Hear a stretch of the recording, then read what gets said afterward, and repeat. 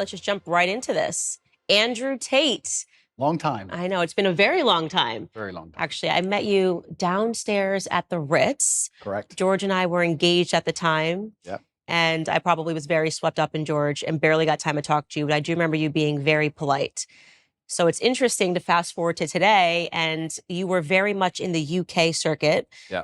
Now it seems like your celebrity is kind of really hitting the US market. They're kind of finding you for the first time, digging up a bunch of old clips, and there's a lot of pressure now on conservatives to say something really awful about you. There seems to be a pressure on everybody on all sides to say something awful about me. I kind of feel like I've been placed in a position where there's always someone attacking me new each day.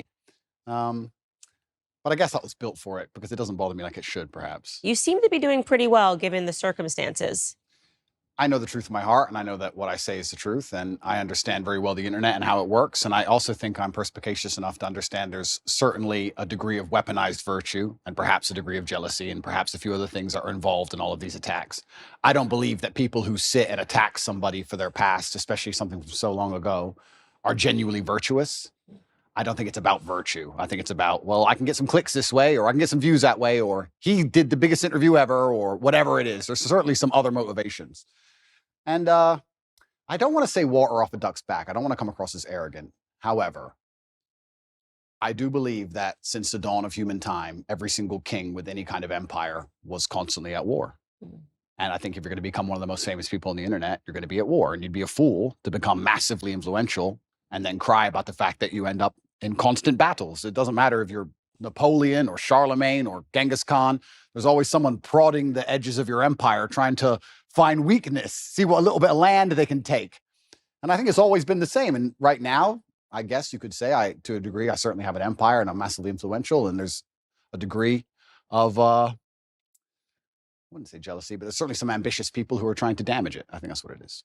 So I did see a mashup clip that we're not going to show because I thought it was unfair. I will say that. Yeah. Only because there was no context provided to the clips. It was just an extract of something that you said that 10 years ago. Some of them were literally 10 years ago. Yep. Didn't know what year it was from, didn't know who you were talking to, didn't know what context it was. And I've been victimized online by something like that before, where somebody takes something abstract and says, well, this is what must be what she means, until they're provided the full context of the clip. Yep. And I also take exception to, I think, digging back 10 years. I don't know who could survive that litmus test. I'm 34 years old today. Yeah. 10 years ago. Today, I speak to my audience. I talk about, they call me puritanical. I talk about, not drinking. Yeah. I think the biggest change has been becoming a mother. Yeah. And it would really be unfair if we went and found Candace at 24 years old, liberal, dancing at One Oak, and said, well, look at these clips of Candace Owens. Fortunately, I had no cameras in my face 10 years ago. Yeah. You somehow did. So I think it's a bit unfair. I also think that some of the critique that is coming your way is coming from people who are well-intentioned, like they actually don't perceive, maybe perhaps, okay, this is 10 years ago, what the context is, has he changed since? So I will ask the question, and we are going to get into some of those clips. You said you're an open book. Yeah. How have you transformed? And I've seen changes just, I think, in the last 5 years. Yep. Who are you today? How have you transformed? That's a very good question. It's also very important when you talk about Candace from 10 years ago. The idea that you did something 10 years ago, which you would no longer agree with, is one thing. But the second thing, to come along to the conclusion that you now have no value to add to the world, would be massively unfair, right? Everybody changes, and that's fine.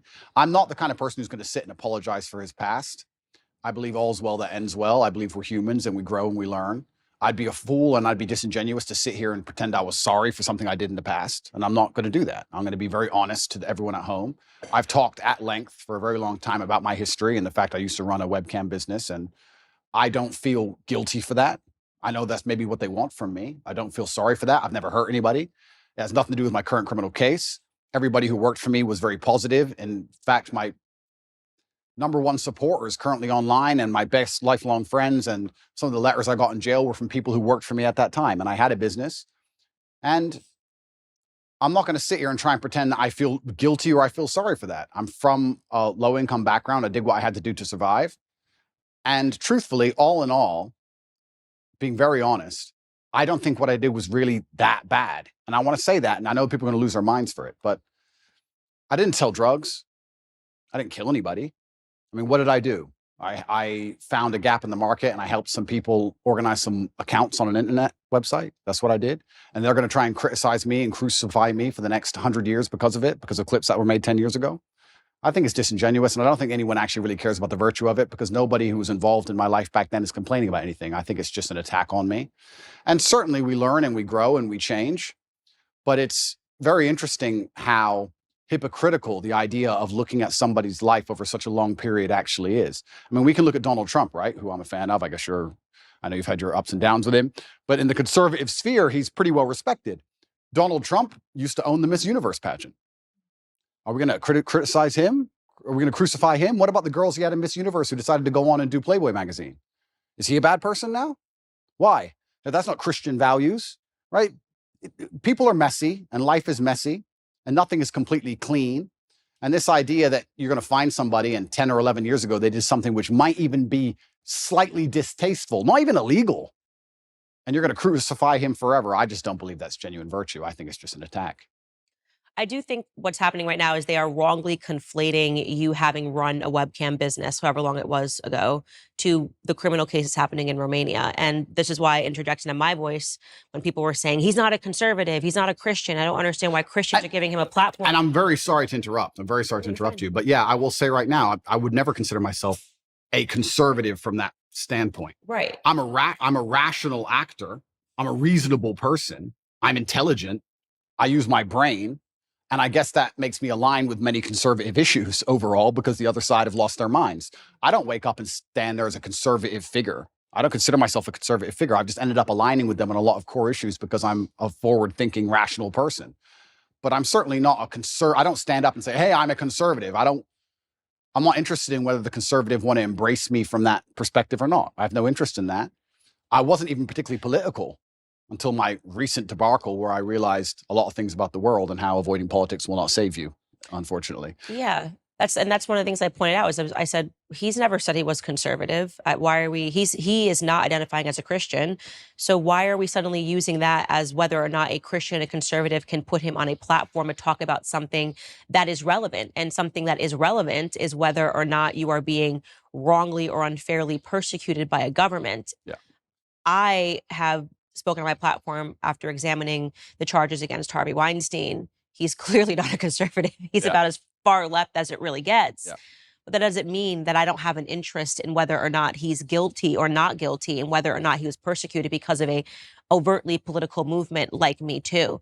So I do not like that these things are being conflated, but I want to park that aside because we are going to get into your case, and just stick with what you just said about the webcam business. So you say you don't have any guilt for it.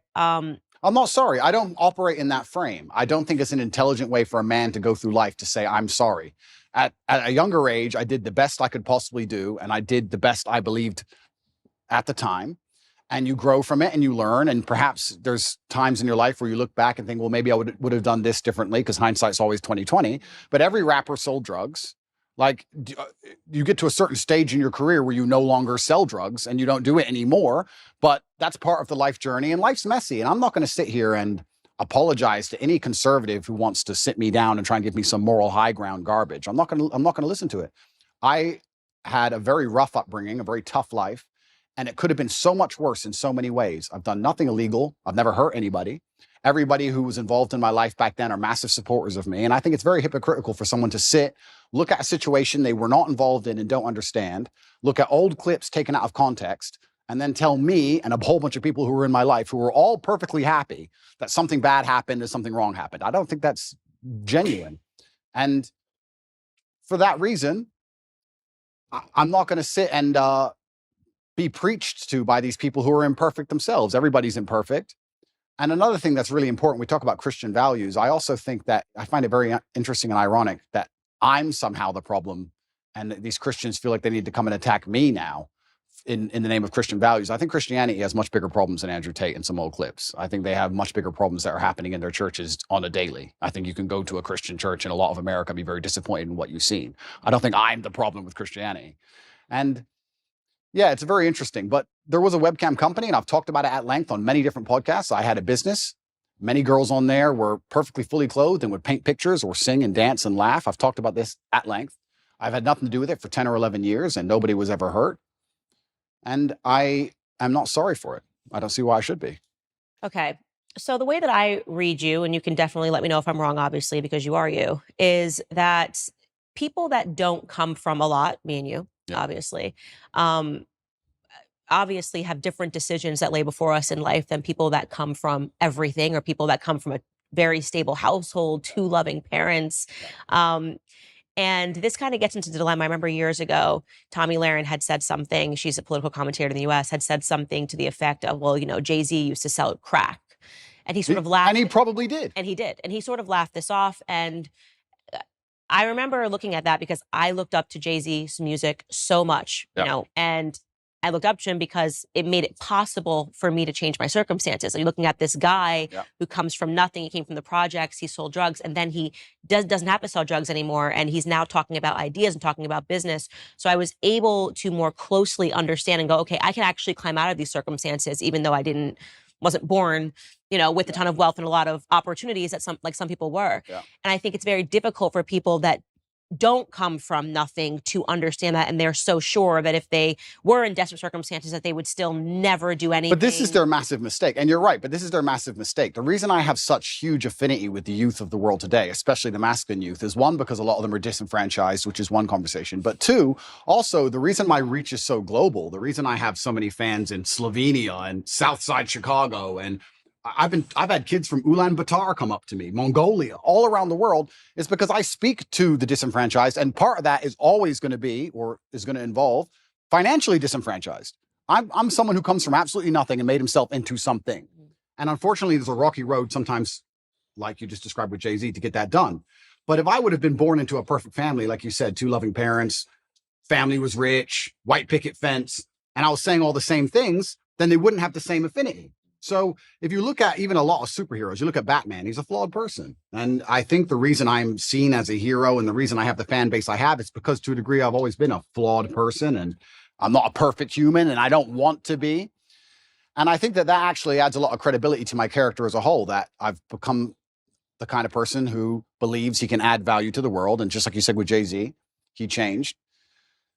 And the biggest thing for me personally, though, truthfully, and I want the whole world to understand this, I've been forensically analyzed by multiple different federal agencies from different countries for the last 17 months, analyzing every aspect of my entire life across the last 10 to 15 years. And what did they find? An old YouTube clip? That's the worst they could find. No sexual perversion, no drugs, no genuine criminal acts. They found something semi-immoral in a YouTube clip. And I would actually challenge anybody who wants to throw stones at me to go through the same level of scrutiny I have been under. And let's see what they find in your life. Because I guarantee anyone who's watching this right now, you sit there, you have a secret in your closet, you have a skeleton that you don't want anyone to know about, and they would have found it. So what's the worst thing that they found about me, considering I've been the most attacked man in the world for 17 months? An out-of-date YouTube clip? An out-of-context YouTube clip? Is that the worst? I think it's crazy that people aren't even sitting there and going, okay, this guy's been absolutely attacked and from every single angle, and this is the worst they could possibly drag up. Right. No, I agree with you. So the question I would ask you, though, because obviously you've moved away from that business, the thing I find to be the most interesting about you is that younger boys love you. Yes. They absolutely, like the 12, 13-year-old, 14-year-old. I have not come across a 12, 13-year-old boy who's not just an Andrew Tate stan. Yeah. And I think it's remarkable. It gives you a lot of power. And I think this is perhaps the interest that a lot of people have in you is, what are you going to do with this power, right? You have all of these boys, they believe in you, they stand up for you. And that is why it becomes important to state, I'm not sorry that I lived through this. I don't think I would say that I'm sorry for anything decisions that I made when I was young either, because this is the deck of hands that I was given. What do you want me to do? Yeah. But at the same time, I do try to, now knowing that I have such a following of a lot of young ladies that follow me, say like, listen, I did the idiot stuff, so you don't have to. Power and responsibility go hand in hand. And that's the thing that's so interesting, these out-of-date clips, and they want to talk about these things from 10 years ago. At the time when I was talking to camera, those videos are made for private circulation initially. Secondly, I wasn't trying to educate the world on anything back then. I didn't have the kind of power and influence I have back then. The way you say something to a video which has 50 viewers has to be different than the way you say something to a video that has 50 million viewers. Mm-hmm. Power and responsibility absolutely go together, and I understand that very well, and I understand the power I have. And I do believe I'm now an absolute force for good in the world, and I'm far more careful with how I'll project myself with certain ideas. Absolutely agree, completely. But that's the thing that's even so crazy about all of it. These old videos everyone's so concerned about wouldn't even circulate if my haters weren't constantly trying to use them against me. They'd be disappeared into the history of the internet. I don't know where these things come from. I don't know where they were found. I don't know where they are. It's kind of crazy. A lot of people are making all these constant attacks on me, and I don't watch a lot of it. I'll have to be honest with you, Candace. I don't watch all of it, but a lot of the videos are so outdated. The only reason they even exist now is because my haters are so desperate trying to take me down. They don't have any concern for them being seen because they wouldn't be circulating them otherwise. So yeah, absolutely. Power and responsibility go hand in hand. And I do believe that I now have a huge platform, and with young boys, they're exceptionally interested in my case. I do believe to a degree I'm an anti-hero. I do believe to a degree that the harder I'm attacked, the more credibility is given to me in the eyes of my fans. I think that they see, everyone's out to get this guy. Everyone was out to get Batman. This kind of feels that way. And I do try and lead everyone down a good path and say extremely positive things. And I don't think anybody is finding any clips from the last 5 to 6 years which have anything negative in them. Right. I think you've changed. That's why I say over the last 5 years, I think there's been a seismic shift. And speaking to boys, like younger boys, I think one of the things that they're really suffering from, I get tons of responses rather unexpectedly whenever I talk about the topic of pornography on my show. And it's one of those things that, again, if you found Candace 10 years ago and you asked me about pornography, and by the way, this was actually implanted into my head from a health school, like from health education, where they would say pornography is healthy, people should watch pornography, people should engage in pornography, it's okay for your relationship for you to watch pornography. And then I had a huge wake-up call when I spoke to Tim Ballard, he runs Operation Underground, and then I realized how closely pornography is related to human sex trafficking. Real sex trafficking, not TikTok sex accounts. trafficking. And yeah, we should talk about that because they are kind of stretching the definition of sex trafficking in your case. I've taken a look at it. And what's remarkable to me is the amount of young men, and I would say from the ages of 18 to 35, that write in and say how much they're struggling with porn, how much they're struggling with pornography addiction, how they feel that no person is talking about the ills of pornography. And so I just watched this clip of you this morning sitting next to Adam, 22.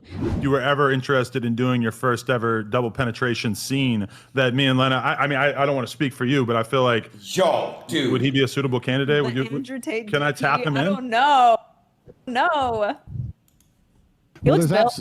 Oh, yeah, can I fill in real quick, Andrew? You're out, Aiden. We canceled you. You're not in this conversation anymore. Fair enough. Go ahead, Andrew. Would you double penetrate her, bro? Would you do that, Andrew? Go ahead. Finish the answer question. All popped together. Is that chill? There's absolutely 0% chance of that happening. And it's not because Lena is particularly unattractive. It's because she's married to Adam, and I have no interest in degenerate, pointless sex, and I have no interest in making a spectacle of myself or even just involving myself in anything which I deem to be overall haram and pointless. It's just not something I'd be interested in. There's not a single amount of money on the planet you could pay me to undertake. So you were very polite. I'm not going to be so polite. I thought he was an absolute degenerate. And I mean that the idea of having a woman making the vows that you make in marriage and literally offering her body as he did to you was a form of degeneracy. And you were being very nice and measured. And I think that for that moment, that was the best thing that you possibly could have done because she looked quite vulnerable. Lena, I think is her name. But how do you reconcile that now, right? You're in a circumstance like this. You're being polite. You did say I'm uncomfortable. You did say that I would never do this. And I think that was really important for you to say. But you're not the same person. I mean, how did you? Even reflecting on it, it's so disgusting. He offered you his wife. It is pretty disgusting, and it's also pretty misogynistic because he didn't ask her. He offered her. I felt sorry for her, so I was very measured with my conversation with them because I felt sorry for her. I could tell she was nervous. She was swinging on the chair back and forth. She didn't want to be there. She felt extremely nervous, and I think that only a coward would berate a very nervous, very scared woman, even if she did something which I personally disagree with, even if I think Adam is personally, he doesn't align with my morals, because she was so nervous and because she was so almost afraid she looked. And I think she expected me to go at her hard. So I just felt sorry doing it. I just couldn't find, maybe I'm getting soft in my old age, but I think she knows what I think, and I think she knows what the world thinks. And I think if I go at her too hard, it's just going to break her. And I don't really like the idea of her, you know, turning off the camera and bawling her eyes out. I think that God will teach her the lessons she needs to learn from her experience, both positive and negative. And I think that's God's job to do and not necessarily mine. But yeah, it was certainly uncomfortable, and it shows how degenerate the world is becoming. And pornography as a whole is simply just, I think it's an effect. I think it's a tool which is used to ensure that the male populace stays as docile as possible. I don't think that any of the things that are happening to the male population are accidental. I think that keeping us as docile as possible is very interesting for the people who are in charge of the world, because we're the warrior class. At the end of the day, it's going to boil down to the men who are going to stand up and actually do something about anything at some point in time. So I think they like the idea of us being docile. And I mean, how much more docile can you get than a man sitting there looking at a screen, not even want to reproduce for real because he's just staring at a screen? And I think that's just a next stage in the slave mind. And it's everywhere now. Whereas, and this is something that my husband says, he doesn't have any social media because he's like, Instagram is pornography. I open my Instagram and I've got Emily Ratajkowski's butt cheeks. Yeah. And I'm not a man, so I don't have that same biological reaction to seeing it. But I can only imagine how difficult it is for a man when you open an app and you've got Kim Kardashian offering her body to Emily Ratajkowski. Even if you're walking down the street, I've realized even how desensitized I've become to pornography, because you see an ad for Gucci and for whatever reason, she's got to be completely naked while she's holding the bag. I remember in my lifetime, there were music videos that got censored or banned or can only be played after 10 or 11 at night. And if you watch them now, you'd be like, what? For what? What is that? A bikini? Like, it's nothing. It's amazing how quickly it has degenerated. And yeah, absolutely. And we're all degenerating with it. Like I've realized the fact that I don't have a reaction to seeing the half-naked woman holding a Gucci bag means that I have been desensitized to pornography. And I can only imagine what that does to men. Oh, completely. And but this is what the powers that be want. They want to make sure that the male populace is as docile as possible. And they do that with a large array of weapons. And they do that with a web of tools. And I believe that I'm the counter to that, which is the reason I ended up attacked in the first place. But unfortunately, when you buy into the slave mind programming, you not become the kind of man who can easily attract a woman, because you're not attractive to females as a whole. So how do you satisfy yourself? You end up sitting there staring at a screen, and they convince you that's a good life to live as a man, and that's perfectly fine and perfectly normal. And you don't even get to genetically reproduce. I do also, though, and I want to make this clear, I do believe in absolute and utter self-accountability as a man. I think as a man, everything that happens to you is your fault. Me going to jail was my fault. Me being attacked online was my fault. If all these bad things that happened to me, I will take responsibility for, even if I believe they were unfair or unjust. And I think that any man who's going to sit there and say, I'm struggling, he also needs to wake up and understand that if you're going to truly struggle to not click on a website, then you're going to deserve the terrible life you're going to live. And the devil or the matrix or whoever you want to call them are going to fill your life with temptations. They're going to fill your life with easy way outs that they're going to want you to take, because the good road is usually the hardest road. And if you're going to continue to fall for them, then you're going to have to suffer the consequences of that. So it's double-edged. It's certainly difficult that pornography is everywhere and men are struggling with it. But to me, what's even more upsetting is that these men don't have enough fortitude and enough mental strength to wake up and say, I'm better than that. Okay. But this is the thing, right? So I'm about to get started, Candace. Good, get started. This is the thing. But this is the thing, right? So when you attack a man's mental fortitude on one issue, you attack it on all issues. This is why it's done purposefully. To resist a slave mind, you need to be able to resist in the first place. How can you resist a slave mind if you have no physicality, you have no willpower, no ability to mentally resist anything? Well, then what you're going to end up doing, you're going to end up eating the bugs and watching the porn and sitting in front of your computer. And that's what they want from the people. So I think that it's actually all very interconnected. People come at me with the porn problem, and I get the same thing. Guys say to me all the time, hey, what are you going to do? What should I do? I struggle with pornography. And I say, that's because you have nothing else in your life in order. If you were in good physical condition and you had the money you were supposed to have and you had the mentality you were supposed to have, you wouldn't need it. So the reason you're so addicted to porn is because everything else in your life is a failure. And yeah, it's certainly a complicated issue. It's a difficult one. And this is why they fear male agency so much, because when men truly wake up and decide to be the best versions of themselves, they're hard to control, because all these control mechanisms fall by the wayside. They don't want the porn anymore. They don't want the antidepressants anymore. They don't want the garbage anymore. And now you have a whole bunch of men who actually want truth and honor and respect, and they want to live for something. And then what are they going to live for? They're going to want to be brave. They're going to want to do the right thing, regardless of how dangerous it may be for their own personal circumstance. And that sounds like a difficult population to enslave. And that's what's scary. So how do you reconcile, first off, how long ago was your webcam business? Yeah, so I stopped having any involvement with it. I think 8 to 9 years ago I stopped. It was a long time ago. It was at the early stages of the internet. And I'll explain it one more time for people. I've explained it already at length, but I'll explain it from the beginning. I had a company. I was fighting at the time. And on a side note, I actually want to make this clear. We talk about things people have done in the past for money. I beat people up for money. I hurt people for money. I don't often tell people this, and I think it's the first interview I've mentioned it in. There's a person who can never walk the same again because he fought me. I've had 87 professional fights, and I did my best to kill people. You're going to sit here and talk about what I did for money. I literally hurt people for money. And so I'm not a perfect person. I'm not sorry for my kickboxing career or my cage fights. I'm not sorry for any of it. I had bare knuckle fights. I'm not sorry for any of them, right? I was a person who had to pay the bills. I lived the life I lived. I used the tools I had.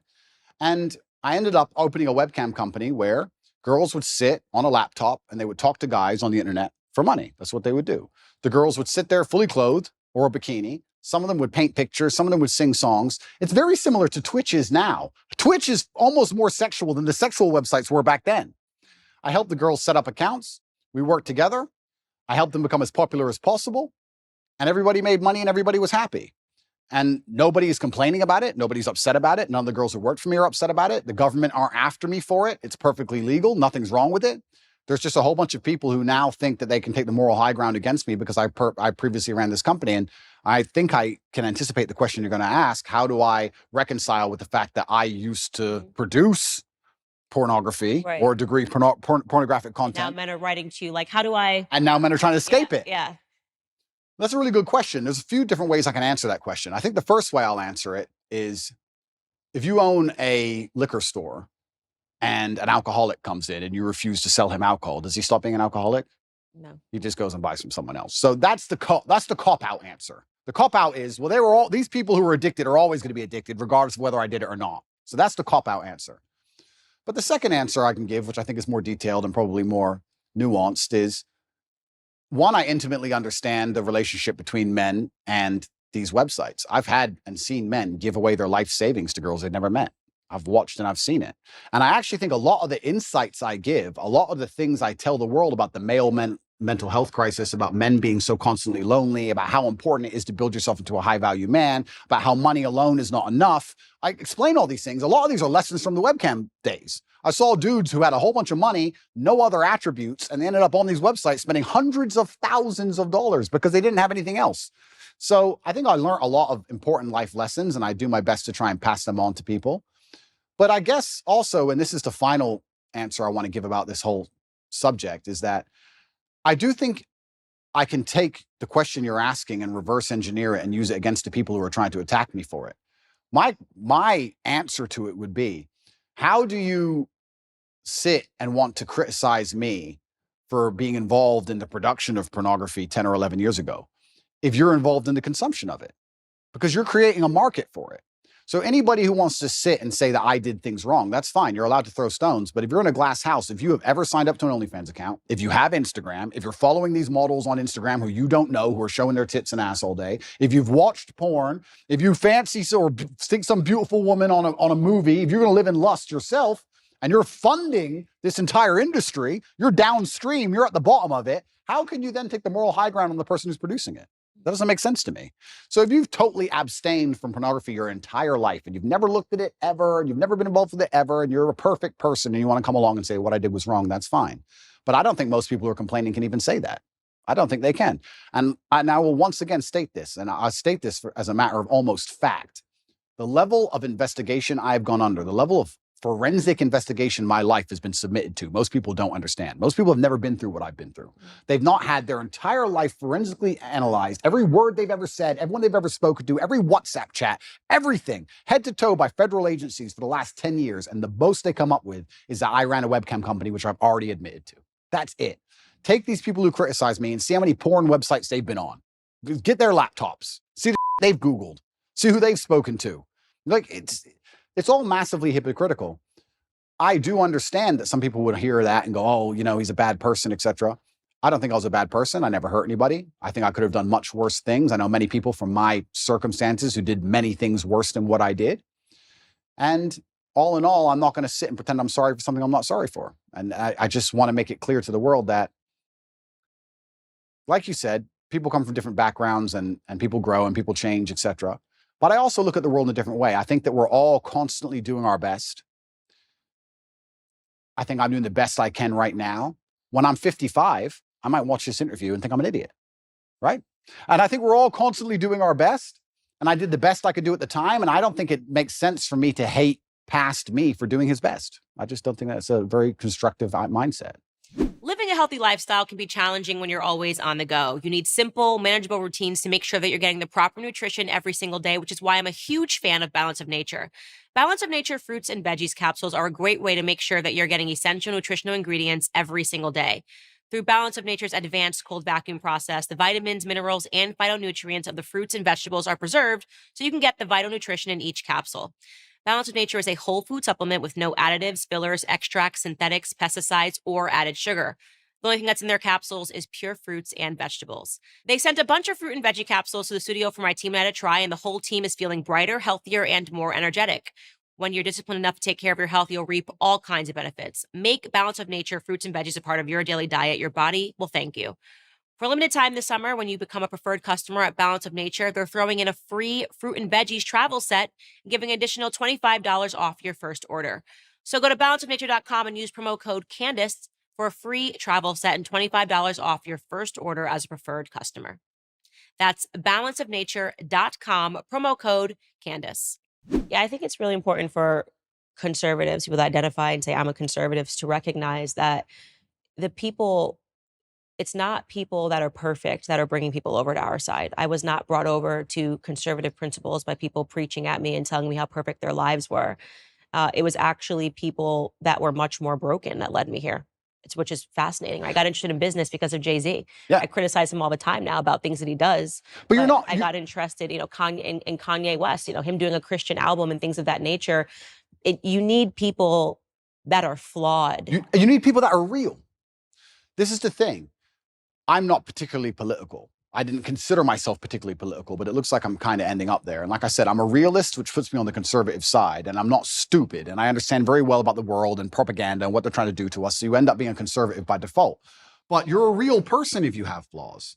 If you want to sit and tell a disadvantaged youth growing up in the south side of Chicago how he's supposed to live his life from your perfectly manicured garden and your white picket fence, you're not going to get through to that person. They don't care what you have to say. It actually becomes a bit of a turnoff. Absolutely. It's like those are things about me that I don't think will ever change, which is why I get your following. I get what people like about you. It's why you say the disenfranchised follow you. And I think it's important for people to understand that. Like, there was no way, and I still have no respect for her at all, but it's why I snap so hard at the Meghan McCains. I'm like, who the hell are you? What have you done in your life that you think I'm going to take advice? What, you've just been someone's daughter, right? What have you worked for? Absolutely. What have you survived? Tell me something that you lived through in your life that was a struggle. You can't. Because your life has been perfect. And so I think it's so foolish to think that I'm going to take a lesson, that I'm more likely to take a lesson from a Meghan McCain, who I don't even think is a conservative. I think she's just a rich girl and got rich in way worse ways than you got rich. What was daddy doing overseas? And that's a really amazing point, because we can also look at that, right? Conservatives will sit here and attack me. There are people who are making millions from blowing children to pieces. Like, let's get the world in perspective here for a second. But it's cleaners. They didn't get their hands dirty. Of course. Yeah, I totally agree with you. And that's why I am never the first to bark when someone is suddenly assessing someone's entire life. I'm like, look at you are literally built on the backs of dead Iranian children. Absolutely. And I'm standing up here also, and I want to make this very clear. Like, I've not tried to avoid this judicial process. I've not tried to run away from anything. I'm standing here saying, if I've committed a crime, put me in jail. And if I haven't committed a crime, what can you say I've done? You could argue it was slightly immoral, perhaps. But I also, to a degree, maybe I'm a libertarian, I think if 20 people or 30 people get in a room and they all agree to do something and it makes them happy, then they should be allowed to do it. If nobody's hurt, nobody's upset by it, then they should do it. And perhaps that does make you a libertarian. If 30 full-grown men decide to go into a room and be gay, and they want to be gay, then they should be allowed to go be gay. You're 30 men, you're not hurting anybody, it's what you want to do. If you want to wear red t-shirts, wear red t-shirts. If me and my brother had 30 people, we all got together and everyone made money and everyone was happy, who's others to come along and criticize and say people are victims, people are upset, this is wrong, this is bad, etc. So, yeah, you're completely right. It's amazing how people throw stones and how imperfect everybody is, truly. And I think the best thing you can do as a man is obviously learn your lessons from your life and try your best to pass them on. I feel like I'm doing that to the best of my ability, but also another thing that conservatives is going to blow their minds, is going to really upset them. What they don't understand about, especially the strength of my message, is that to especially the young boys of the world, I'm cool. I'm cool. And I know they think that doesn't matter, but if you want to sit behind a desk and go, the Republican Bill 304, you're a dork. So no one gives a shit, right? You're a nerd.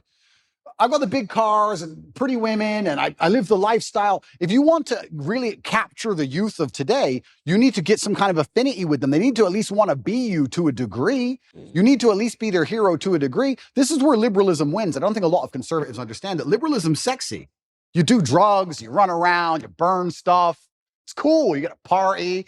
Because what do conservatives do? Stay home, stay home, stay home. It's boring, right? At least what they don't understand is that conservatives will sit there and go, he's a terrible role model because he has all these pretty girls in this fast car and he's a materialistic. That's the reason I can actually help the world. That's the reason young boys will listen to me. You said it yourself, 14, 15-year-old boys, they'll look at my life and go, okay, I want to listen to this guy. They don't want to listen to me if I sit behind a desk and read Republican Bill 308. I don't read that crap. I don't know. And they don't care. I agree with you. I mean, I think one of the criticisms that I faced was that I care too much about culture on my podcast. I'm like, culture is interesting. Culture is what is changing minds and changing hearts. 100%. So if you don't want to compete with liberals in the cultural space, then what are we doing this for? 100%. Right? What do you think the young kids, do you really think that they're, like you said, following a Senate bill that just hit the desk? Or do you think that how you convey that to them and how you're talking about ideas actually matters and culture matters? And it's something that conservatives gave up many years ago. And they wonder why they lose. And then we call it... Trump was cultural. Trump was cultural. Yeah. Trump was fake news. Yeah. Trump was a hero. And to be a hero, you have to be attacked and you have to be an imperfect person. And that's the reality of the world. And culture is super important. And you're right in regards to conservatives giving up. I'm trying to think of conservative culture now. I mean, I like to think that we're making degeneracy unpopular. I like to think that there are some good voices out there that is making God cool again. I actually like to believe the pendulum is swinging. I do believe it. And I see it online. And it's a combination of so many small things coming together almost in perfect timing. But it is cultural. You need a cultural shift that moves away from this insanity. And you're right. If you just want to sit there and just preach, nobody's going to be interested in it. And I also think that especially in the masculine realm, I can't talk for being a woman, but I can talk for being a man. In the masculine realm, we certainly like to see people lead by absolute and utter example. Because traditionally, we would be following our commander or the man we respected into war. So we'd like to know he can at least fight. You like to see he's at least brave. You like to see him lead by example. And I think especially if conservatives want to win the culture war, then they need to lead by example. If you're going to be a conservative preacher and you want to tell men about how they should live their lives, you should be as strong as possible. You should look in shape. You should be big. You should show you're motivated, you're disciplined. You should absolutely, of course, we all have vices, but you should be very disciplined with your outlook. You should make it very clear to the outside world that what you've done wrong, what you haven't done wrong, you should take accountability. I think you need to lead by example. I don't think you can preach to men. I don't think you can preach to young boys. I think that's the reason why they don't do so well in school in general. I don't think that's the reason why they're disenfranchised. I think you need to just lead by example and let them follow. And I feel like I'm kind of doing that by just standing up and saying, no, this is who I am and I'm unapologetic for it. And this is what I've done. And this is what I intend on doing. And I'm going to try and save the world. So I want to shift gears here and talk about your dad, because I'm quite fascinated by your dad. He passed recently. Yeah. How many years ago? 9 years. 9 years ago. Yeah. But wow, just wasn't at all what I was expecting. A chess champ, served the country. His name was Emery. Yeah. Really interesting to talk about just, I guess, your upbringing with him as this chess champ. How did he get into chess? Yeah, I do believe I had the best father on the planet. A lot of the things I regurgitate are regurgitated from him. A lot of the things I say, he literally said to me line for line. I believe that he was very morbid in his approach to life, and he wanted me to understand that he will not be here forever. And he wanted me to understand that when he is gone, I had a duty to fulfill. He talked about dying a lot, which I guess is kind of unusual, but he would, even though he was relatively young. He died when he was 58. But he was a chess professional. He was a professional chess player. He was one of the best chess players in the world. And he what's most interesting about him is he almost predicted the future absolutely and utterly perfectly. He was talking about the Ukraine-Russia war back in 2013, and he was talking about how the gay people can't have children, so they're going to come for your children. Trust me, that's what they're going to do. The children are next. Like, he'd say all these things back like 10 or 11 years ago, and I'd be like, all right, Dad, you're a bit crazy. Calm down. But I guess when you're a chess player, you see the future. And he raised me with absolute accountability, and he certainly raised me and Tristan to be. He understood what the world expects of men, and he raised us to be strong. And even when we were in jail, my mother would call, I'd speak to her on the phone, and she'd say, how are you doing? And I'd say, oh, don't worry. And she would say, yeah, Dad raised you for this. Like, we were always raised to be warriors. So I don't think I could have possibly ever had a better father. I'm going to miss him forever. And I think the best thing I can do is be the best version of myself to give honor and respect to him. And I think that's the best thing. Where did he pick up chess? It's quite unusual. He's American. He was American. Yeah. Black American. Yeah. I don't know too many Black American chess players, full stop. Yeah. Where did he pick up chess? He taught himself. And he taught himself, and he just read a couple books. I think he read 3 chess books and ended up being one of the best players in the world. And it's incredible. It's incredible. But it's actually interesting when you talk about, we were just discussing affinity and how people are imperfect people and how it allows you to actually teach things better.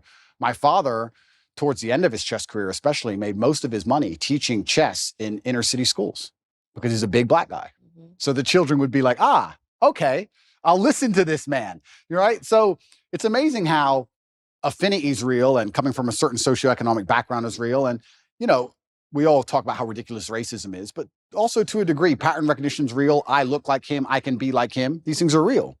So yeah, he did fantastically well in terms of teaching, especially disadvantaged children.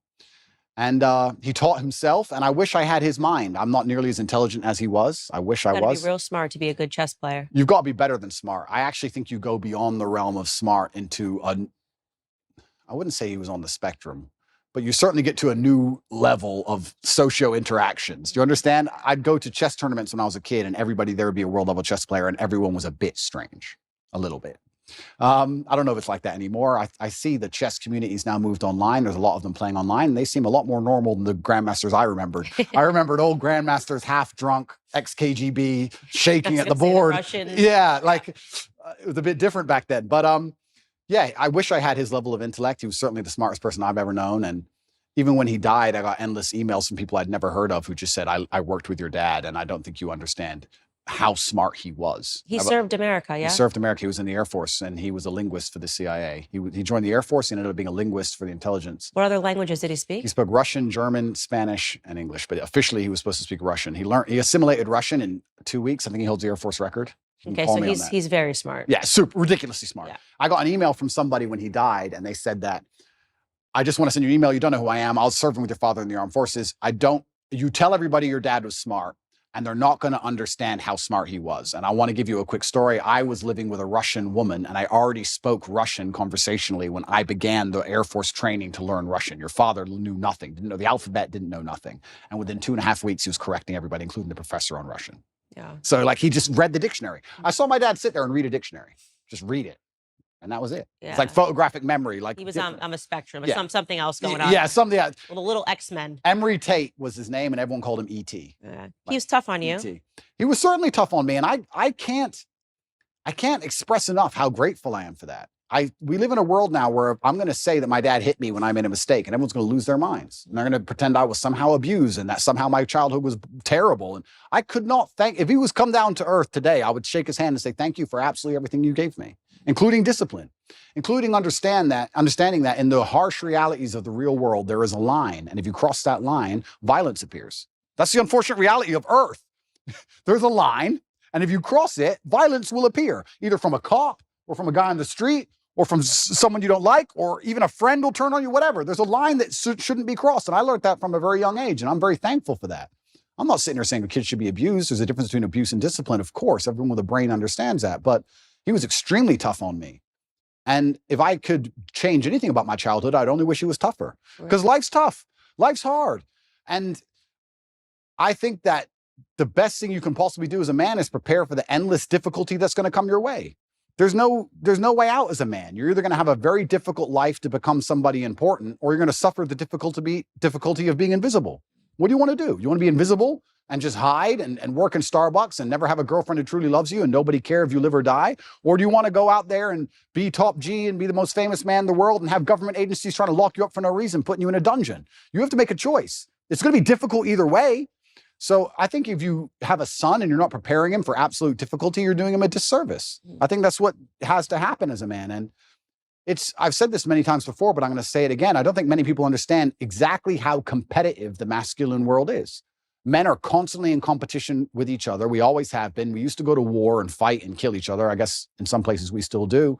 Maybe that's calmed down a little bit. But in the masculine world of today, everybody is constantly competing for everything. The car that you want, other people want. The woman you want, other people want. The house you want, other people want. You're competing to have all of it. And how do you do that? You do that through status and money and influence and power. It's war. I don't think many women realize that when two men even meet each other for the first time, it's like an unspoken, maybe tiny bit at the back of the mind. There's a tiny analysis of, could I fight this man? Yes. That's real. It's super real. You go up and say, hello. He's more than a one-punch issue. It's it. Oh, he's one punch. She's one punch. He's 3 or 4. That's the reality of the masculine world because we've evolved, if you believe in evolution, but my views are mixed, but we've evolved to be in this position where we're constantly analyzing possible threats and we're constantly analyzing people who perhaps are on our team or snakes, etc. And I think that not many people understand exactly how brutally competitive the masculine world is. And I think the worst thing you can do for a son is just to raise him in a bubble. My dad, I'll say it here, people lose their minds. My dad used to just randomly push me over. I'd be like 3. You just not hard, but just get up, boy. Okay. And mom would be like, why are you doing that, son? He's like, you get pushed over. That's life.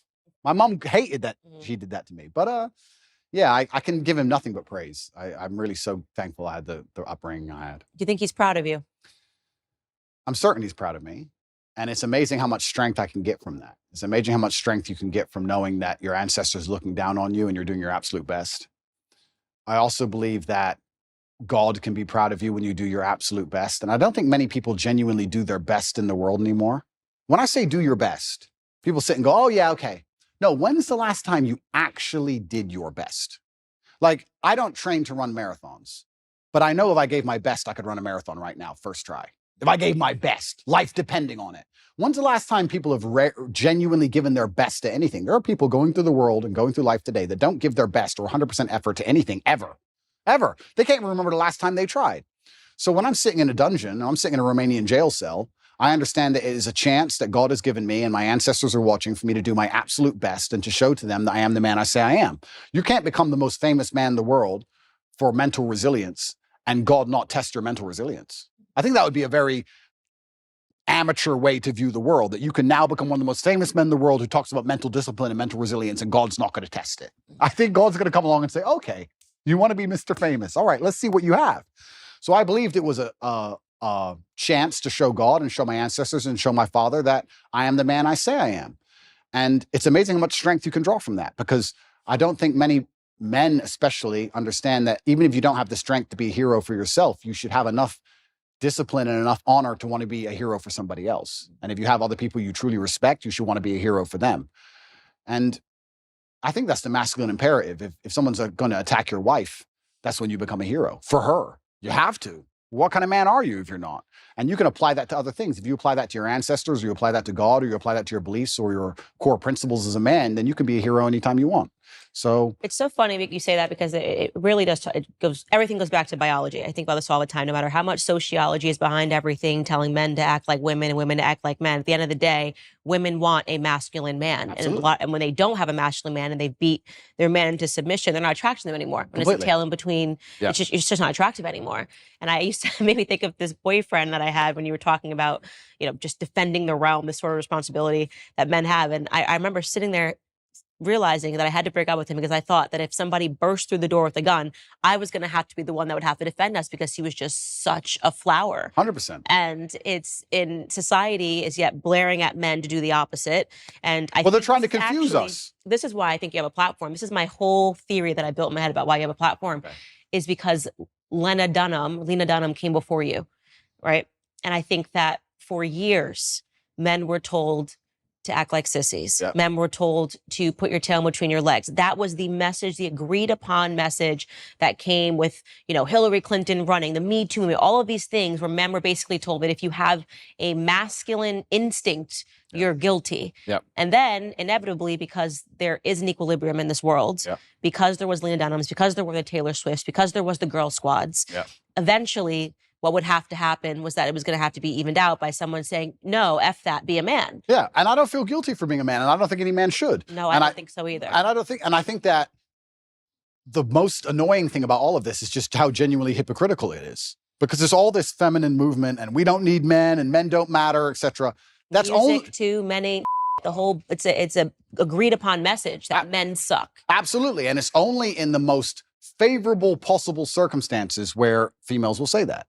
And that's what's so disingenuous about it, because as soon as things actually begin to get hard, the closer we get to the realities of life, the closer we get to the unfortunate circumstances of the world, and they exist in many places, the faster you will see people look for traditional masculinity to protect them. So it's not even like it's a genuine belief. That's what's so upsetting about it, is that it's just, I don't know if these people are delusional or if they're deliberately hypocritical. I'm not sure which one it is. I think they're brainwashed. I think it's a two-prong approach. I think it's the cultural messaging, and also in the education system, they're actively learning that this feminism is what you need to aspire towards. Like when you get out of school, women, you should want to compete with men in climbing the corporate ladder. Yeah. I actually think there's a mass brainwash that's taking place. Oh, completely. They want to neuter men. And the way you do that is you empower women to a point where they're now the dominant power, especially in the Western world. I believe we live in a matriarchy. I don't believe it's a patriarchy like we're told it is. I actually believe it's the other way around. I can't think of a single law that benefits men over women, but I can certainly think of some that benefit women over men. Mm-hmm. I think it's very dangerous to be a man in the world today. I think that if women want to destroy a man, it's extremely easy to do. We can look at my current scenario and situation I'm in, and many other men are in the same scenario. I can't think of many examples of a man falsely accusing a woman of something and her losing her entire life, where I can certainly think of ones the other way around. So, yeah, they want to turn men into eunuchs because their intention is to make us all slaves. And I say that, and it rolls off my tongue, and people just hear it and they don't actually think about what I'm saying. Their intention is to turn men into eunuchs because they want to make us all slaves. I want you to actually understand exactly what I'm saying to you, because at the bottom line of revolution has always been young military-age males, and they don't want them to have enough balls or enough forward thinking or even enough care for anything outside of themselves to do something about it. Another thing people don't understand is that a lot of these attacks and a lot of things they're trying to do with the culture, especially, they're trying to inject such innate selfishness inside of people that they don't really care about anything that happens outside of themselves. Because then it's very difficult to give a shit about your community. It's very difficult to have any kind of genuine care about your town or your country or an issue. No, they just want you to be self-absorbed, semi-depressed, because depressed people don't fight that hard, watching porn, living inside of your own mind, convinced that somehow you're oppressed for some reason, on the internet typing tweets. That's what they want you to do. And they're going to try and keep you there. And genuine masculinity, yeah, to a degree it's protective, and to a degree also it has parameters. You can't be a man who doesn't say no. You can't be a man who doesn't have standards for himself and for people around him.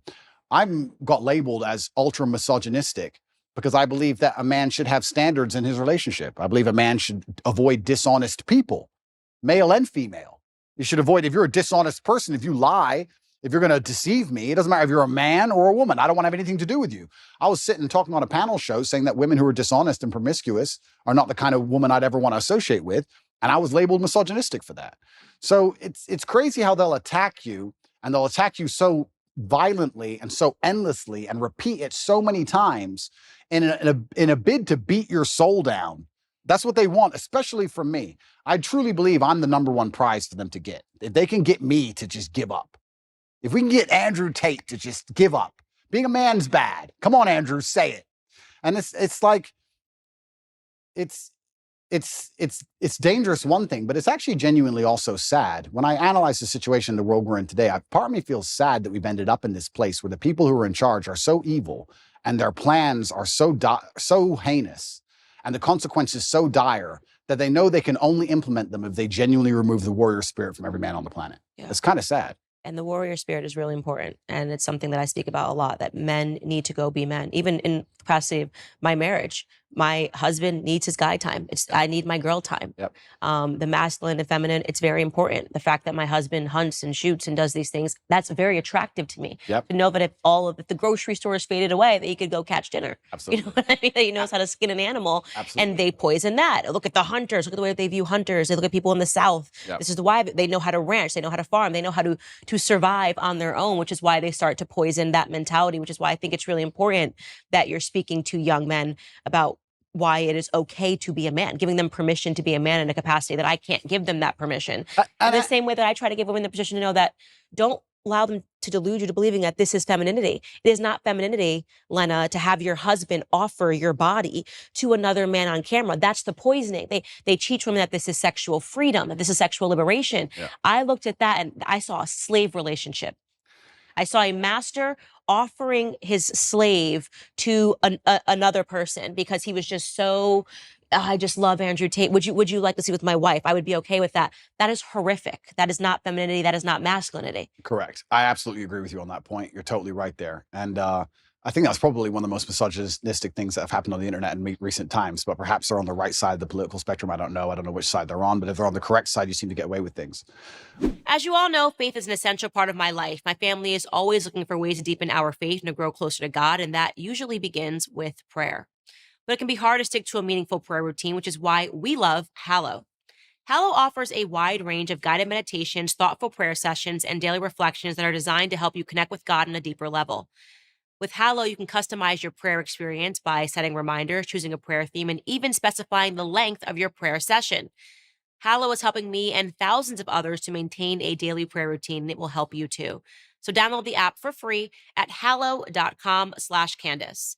Not sure where to start? Check out Father Mike Schmitz's Bible in a Year, available on the Hallow app for brief daily readings and reflections.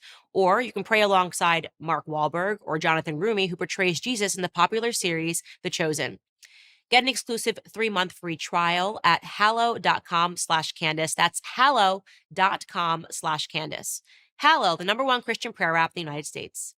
But it's very interesting what you're saying about your husband and fishing and hunting and stuff. I completely agree with you. And there's another thing about masculinity as a whole that I don't think that a lot of people want to address, but it's something that's certainly large in terms of my following. Because if we break down, if anyone's watching this now and they're trying to understand, why is Andrew Tate so popular? Well, I believe I speak to the base instincts of Base men. instincts. 100%. Base instincts. And one of the base instincts also for men, I don't think a lot of people understand, is to a degree is peacocking and showing off to a degree. And I do that fantastically. But it is. And if you look at men of old, and they used to conquer, and they'd wear a feather from the man they killed, or a piece of gold they stole. There was always that degree of flexing, showing off. And I think it's being unapologetically masculine and saying, yeah, I'm a big, successful man, and I can afford all this stuff, and this is who I am, and I've worked my ass off, and this is what I have, and I'm not sorry about it, and I'm dedicated, and I'm hardworking, and no, I'm not. I don't feel like I should have to cower or hide or apologize to the world for any of these things. And I think that's the reason why a lot of men find affinity in my message. And you're right. Baseline masculinity is being attacked, and women naturally don't find it attractive to find a man who's not that way anyway. But baseline masculinity is being attacked because they want you absolutely not dependent on the government, so that the government can decide whether you eat that day. And I don't want to be a pessimist, but I still think in many ways, almost with technological advances, it's going to be very difficult to resist. I think it's actually scary. I don't know how the world's going to be in 100 years from now, but I don't know if there's going to be much freedom left. I don't know about you, but when I look at the things they're doing with CBDCs and electric cars and the way the currency is going to change, it's going to be very difficult to resist without literally starving to death. So I don't know what's going to come. So learn to farm. Learn to farm. Hunt, That's learn to right. shoot. Don't let them convince you that's somehow racist and sexist and backwards and veganism. Like, you better learn to do all of those things, because we need men now more than ever, right? Yeah. And also I do believe, and this is going to get me called misogynistic, but I'm going to say it anyway, I do believe we need masculinity, especially in the households, because I believe that women are more emotionally led and men are more logically led. It's true. And I think that the propaganda machine and the news machine primarily uses emotional arguments as opposed to logical arguments. And women fall for the emotional And women fall for the emotional arguments. So if you have a woman who's in charge of the household and her man can't resist her commands, and they put on the news, be afraid, COVID's going to kill everybody. She gets afraid. Now you have a whole household of people with masks on, 8 vaccines, and down the insanity hole. Whereas a man with logic would sit there and do exactly what I did and say, look, all right, let's calm down for 2 minutes. Let's just wait because the news lies. So let's just wait till Wednesday before we start taking injections. Let's chill. So I think also masculinity is needed because what they're going to do when they try and make us all slaves, they're going to use emotional arguments. And they're going to come along with, I was talking about COVID with someone the other day and we were saying how insane it all was. And I said, imagine how insane something like COVID will be once the police force are robotic. Imagine once it's all AI, no mask, done. Like, at least in certain countries, and I know because I traveled the entire world during COVID, I'll say here publicly on the internet, I broke every single COVID rule. I broke every single lockdown restriction. I broke all of them. Every single one. Never listened to any of them. I broke more. It's a competition. Yeah, so if it's a competition, I broke more. You sure? And from day one, I was like, absolutely not. I didn't even let people that were wearing masks into my house. I was like, my baby will not look up and see somebody wearing a mask in his crib. That's scary. Yeah. Looking like Bane, look over his crib. Like, that's just not happening. Amazing. But yeah, I mean, me and my brother, we moved to Sweden. We resist the COVID thing from the absolute beginning. We tried our best because Sweden was completely wide open. Absolute insanity. But yeah, even the COVID thing, if you look at it, the emotional argument that was used and how they controlled the world, and they're going to use emotional arguments to control us with everything. I talk about the police force being AI. What they're going to eventually do is say, cops shoot people, humans make mistakes, cops are racist. We're going to give you robot cops that never make mistakes because cops are racist and cops can make mistakes, but these robots never make mistakes ever. And then once all the police force are completely robotic and they've removed all our weapons, you think something like COVID 2.0 isn't coming? You think you're not going to be locked in your house? You think they're just going to what? Let you live in peace and walk around outside? Are you an idiot? And they're going to do all of this with emotional arguments. They're not That's going to why do it they with want a logic. matriarchy. Absolutely, because with a matriarchy, you can affect it with emotionality. You can sit there and say, the planet is dying. Don't you care about the trees? Give us all your money. And people will sit there and go, oh, yeah, I do feel bad about the planet. Okay, it's just an extra 18% tax. And they can fall for it. So emotional arguments are how you get your way with anything. If you give me somebody, if you put somebody in front of me, I can convince with an emotional argument. I can convince them almost anything. Almost anything. Logic is much harder to do. So we need masculinity even in the household. And I'm just talking about baseline masculinity of just the logic and the rock solid self-assurance to sit there and say, no, I'm in charge of this house. Let's all just calm down. Let's not get emotionally led by this news channel. And let's be very smart about what we do and how we react to things. And that's why it's under attack. And I think I talk about revolutions and I talk about men being the military age males who are going to eventually stand up, et cetera. But I'm not be doomsdays about anything. I don't want to get arrested for any accusations. But even just having a masculine essence in a household makes the whole household harder to psyop. I truly believe that. And I can just think of COVID, and I use it as an example because it's the most recent large psyop they've attempted on us, where the amount of people I saved personally, I must have saved 200 people's lives from that vaccine. Me personally, just because me as a man, they'd come to me and go, you know, I want to travel. And I'd say, listen, I don't even have time to explain to you, but have I ever been wrong? No, don't get it. Okay. A year later, they're like, I'm so glad I didn't get that. I'm like, I told you. Like, it's amazing like what a masculine essence can do. So that's another reason it's under attack, because if they can remove the masculine essence from society, well, now you have a society. Imagine a society where you can control purely with emotional arguments. We're almost there. We are in a matriarchy, and this is why they accuse me of being an internalized misogynist, because I'm able to think through and acknowledge the flaws of what happens in society when women get power. And if you want to know what happens, look around you. Women fall for emotional arguments the entire time. Show us a commercial, show us. It's so sad. And before they get to the rational aspects of it, they're already invested emotionally. And I think that virtually every societal ill that we are facing today is because of women. And I think the greatest recent example of that is the Bud Light controversy, because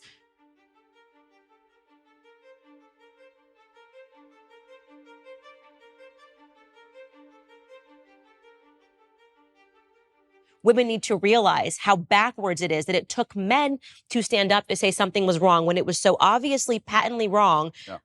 Nobody cared for years until men stood up to it. So, yeah. Completely, because it's emotional arguments. And if we also analyze, I mean, there's certain things that women can do so much better than men. I said this the other day. I was saying to my brother had his daughter here and my niece was here. And I said, isn't it amazing? I found this amazing. I said, isn't it amazing the patience a mother has with a toddler?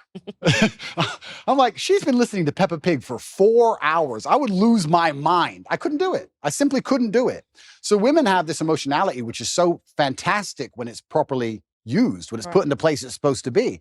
I would never drop my child off to a daycare full of men. Would you drop your 3-year-old child to a daycare run exclusively by males? No. It'd be weird. It's just something about it is weird. I wouldn't trust the men not to lose their temper with the kid. I wouldn't understand why all these men want to be around these children all day. It would be a very weird scenario. So we all understand innately our gender roles, innately on some level. So women have a fantastic superpower when it's properly used. But like everything on earth, if you have a superpower or any kind of power at all and it's put in the wrong direction, it can be destructive. Water, if it's going through a dam, can power a city. If it's not going through a dam, it's a flood. So we have all this emotionality put in the wrong direction, and now they're in positions of power or whatever, or they're controlling the culture, or they're controlling how households are run, and they can fall for these emotional traps, these very simple, basic emotional traps. It's for grandma. The most basic, dumb level. And I sit there and say, grandma's 98. 98-year-olds die. And I'm not saying she should die. I'm saying 98-year-olds get sick. Who said it was COVID? Prove it was COVID. She got the flu last year. Like, what? Have you lost your mind? But grandma. Which is funny because I think the average life expectancy is 73. So if they've made it to 92, they've done great. They've done great. Absolutely. And I said that, and people thought that was so harsh and so mean. Because there you go. Harsh, mean, emotionality. Yeah. And emotionality is used against people, which is also why they don't like stoicism, is why when you have a man who's hard to emotionally affect, they also see him as a threat. Mm-hmm. I've had it from a lot of people. I've had some of the hate mail I've got, and I get a lot of, I probably get about 10,000 emails a day. I'd say about 9,000 of them are support and 1,000 of them are fervent weirdos. And the weirdos are like, you're a psychopath because all this is happening to you. You don't even care. It's like, they're threatened by the fact that I'm stoic. They're threatened by the fact that I won't cry and lose my mind over it. They're like, oh, he has emotional control. He's a threat, because then they can't lie to me. They can't psyop me. And they want you to be emotionally incontinent. And this is another thing they're teaching men. They're teaching men to act out your feelings. Well, why are they doing that? Because that makes you an emotional person and you're easier to control. They don't care that damages society by extension. Because when you tell men to act out their feelings, that's why you get school shooters. That's why you get rapists. That's why you get murderers. Why does somebody murder someone? Because he's mad. He's acting out his feelings. He's not a very stoic person if he goes, I hate you, bang. Right? So they're teaching all this emotional incontinence in men, trying to pretend they care about society. It's destroying society in real time. They have no interest in actually preserving anything that's important about masculinity. And the only reason they're doing it is because that allows them to use emotional arguments. Now they can sit and say, okay, these men act out how they feel. So let's make them angry, and they might riot. And let's make them riot on this street. Let's leave some bricks on this street. You understand what I'm saying? It's all absolutely utterly done on purpose. And it's kind of amazing to me that nobody sits there and understands the best way you can rebel against the slave mind and resist the matrix is just to be the kind of person who uses logic, is stoic, is emotionally controlled, is physically strong, because a strong body is a strong mind, who refuses to be told or labeled as something. You can't label me as a depressed person. You can't label me as some kind of disease or some kind of personality disorder. You can't label me a color. I'm Andrew Tate. This is who I am. I work hard for my last name. I understand what's right and wrong. I'm going to do my absolute best. And that alone in and of itself is an act of rebellion against these people. Society really started going down the drain when we started getting into mental health awareness. And this is maybe one of my most controversial viewpoints, but I say it over and over on my show. Everybody needs a therapist. They're talking about their feelings. The truth is that every feeling you have isn't valid, doesn't need to be explored. Sometimes you just have a wacky feeling and you just let it go. And because my grandfather was such an impact on my life, strongest man that I've ever known, didn't shed a tear. At my grandmother's funeral, they were together from the time he was 17 years old until her dying day. I'm certain he collapsed when he got home. Yeah, of course. But this traditional display of masculinity, in my grandfather's perspective, that a man needs to let it die in his chest, before displaying this emotion, had an impact on me. And when I see, like, I guess to give a cultural example, someone like Prince Harry, on TV, with his arms like this, breathing and showing what he learned in therapy, it makes me want to die a little. Completely. It makes me want to die a little when I see men acting like this. Completely. And that's controversial because they're supposed to say, oh my God, he's so brave. It's so stunning. Like, he's showing this side of him. Everything about Prince Harry, to me, is what a man should not be. Right? Absolutely. What you've done to your family, betraying your family, allowing a woman to assert that much control over you that you would, for profit, betray your family. I mean, everybody's got a family. Everybody's got family issues. Don't even let me get started. But the idea of selling out your family and then going the royal family, selling out the royal family. And yeah. What happened, it's such a display of what's happened to men, what's happened to masculinity. He's giving up his guns. He's never going to do this anyway. It's all of it is such a public example of what can happen. The thing is, I know what's so interesting is I know how miserable he is. He's miserable. There's no way a man can be happy in that scenario, because I think masculine happiness comes from strength and to a degree excellence, and also comes from respect. Men want to be respected, and he doesn't respect himself, his family doesn't respect him, and his woman doesn't respect him. I know how unhappy he is. I know how unhappy she is by extension. It's just an unhappy, miserable house. He gave up everything and gained absolutely and utterly nothing. This whole therapy thing, the reason I believe they push therapy so heavily is because it goes into something I said a little bit earlier about selfishness. If you convince somebody that they have to spend hours and hours per week sitting in a chair talking about that feeling they had last Thursday in the kitchen. That's crazy. It's insane. Crazy. You want to talk about creating mental illness. There it is. This exasperates problems. This makes it worse. And it also builds this culture of absolute and utter selfishness. Excuse me, they're trying to put you in jail for the rest of your life effectively because they're going to enslave you and they're going to control all the money and they're going to make you get injections you don't need. Yeah, but you know, I'm sad. I got therapy. I'll talk about it later. Yeah. That's all they want. They just want you to be so obsessed with how you feel in your own mind that you can't even look outside of yourself and care about anything. Right. It's part of the propaganda machine. It's part of the mechanism to turn us all into docile farm animals. I said this to somebody the other day. They were talking about how they feel. And I said, who cares how you feel? And he goes, well, what do you mean? Well, I don't care. You're telling me I know you and I don't care. So all the people who don't know you don't care. The woman you want doesn't care. You can't go up to a chick in a bar and say, you know what? Usually I'm really charming. Today I'm a bit sad. Can you give me a pass? Can you let me off? She'll be like, go away, weirdo. The chick you want doesn't care. The job you're supposed to perform at doesn't care. If the man who wants to mug you decides to pull out a machete, he doesn't care. You can't say, bro, I'm not in the mood for a fight today. Tomorrow, please. Nobody cares. So why do you care? All the people out here in the world don't care, but you're going to sit there and you're going to care. You're the only person in the world who cares. You're going to walk around telling everybody, trying to find somebody who gives a shit. Good luck. Because what's going to happen is you're going to walk around feeling sorry for yourself, trying to find somebody who cares. You might find somebody who pretends to care long enough for you to get a little bit of dopamine. But all in all, you're wasting time in a hyper-competitive world where people like me who perform regardless of how they feel are just going to perpetually bury you.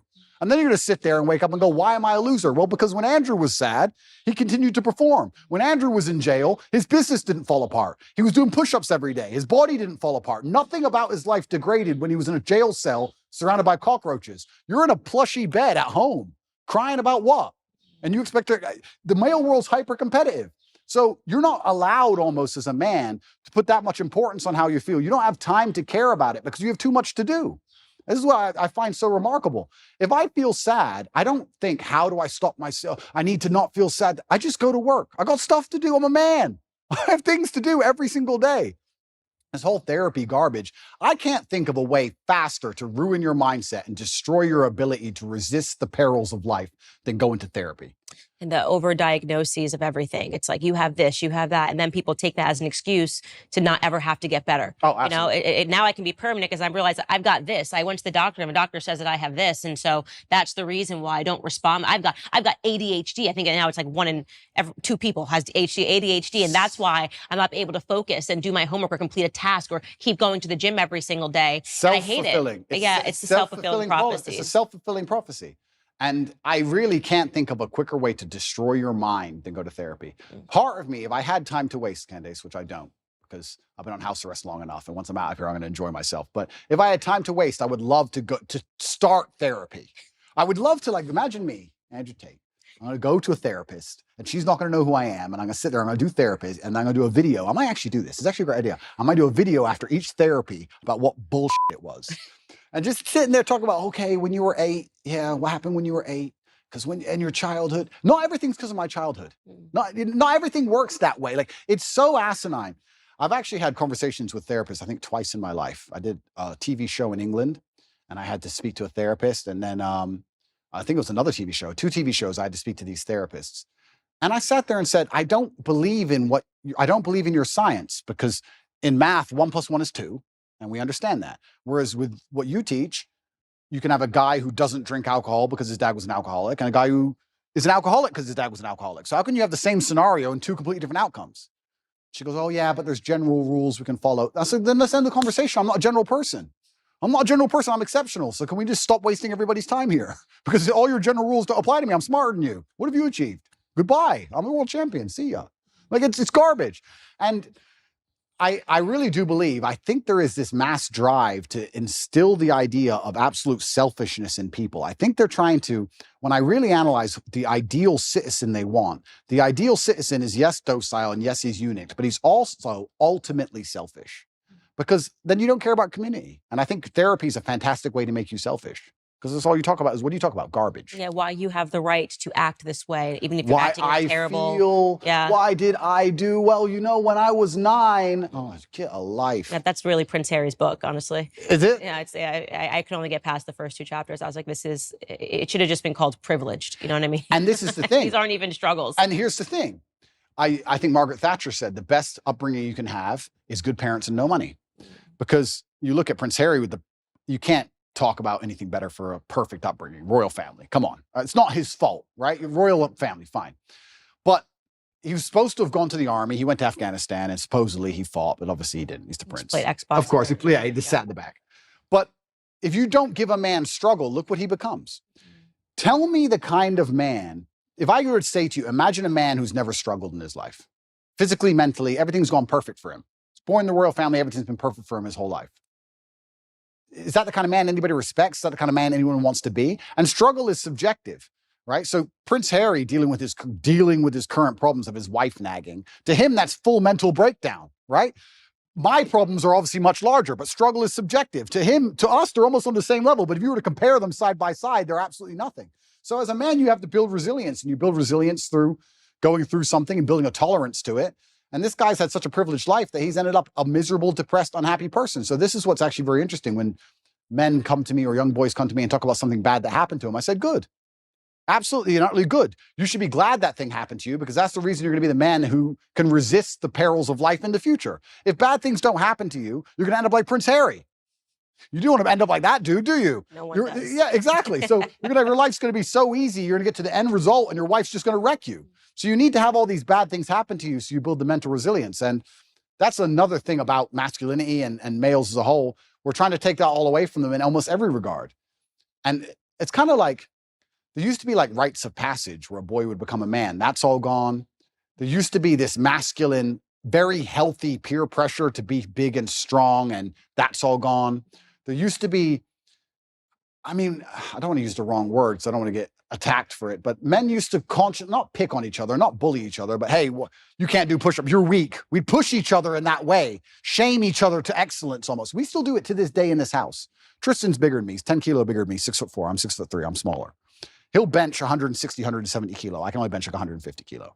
He'll call me a for 3 hours. Like, that's just how we are. So I have to get up and try again. That's how men are. Women are too. And that's what I'm really against. Sorry to cut you off, but I'm super against this parenting structure where you don't want anybody's feelings to get hurt. I'm one of 3 sisters. We're a year and a half apart. We tried to kill each other. You know what I mean? All I would do is call my sister. No one has called her ugly or more. You know what I mean? I'm like, you're ugly, you're this, you're fat, That's actually good. Yep. You know, it makes you tougher. And when you see these only children who've never gone through anything, their parents told them they were perfect and wonderful. Yep. And I'm thinking, I wouldn't trade my childhood me and my sisters trying to kill each other, every single day. Life's difficult. Over a t-shirt. Yeah, and it doesn't matter how much money you have. Life is always going to be difficult. It doesn't matter how much you try and shelter your children, how rich you are, what family they're born into. Life is going to be difficult. And if there is no struggle in their life, they're going to find struggle, or something that shouldn't be a struggle will become a struggle for them because their life has been so sheltered. And life is hard. So if you can't avoid the difficulty, you may as well get very good at it. You may as well get good at difficulty. And it's amazing when you look at someone like Prince Harry. He's just a man who has not become very good at difficulty, and he's just completely collapsed in the face of a woman who's complaining at him. And yeah, even worse than all that, the dishonor of selling out. We were talking about how I feel a duty to my bloodline and my last name, and I have to do my father proud. He's from the British royal family. And he had no honor. He couldn't even sit and say, look, listen. He couldn't even shut up for them. Yeah, literally. He had to sell out in a book. Like, God does not smile favorably on people who make these kind of decisions. And I think that's why he's going to be unhappy for a very long time. And he's going to realize that it was never worth it. And what did he do it for? Money? You're from the royal family, my friend. You really need money that bad?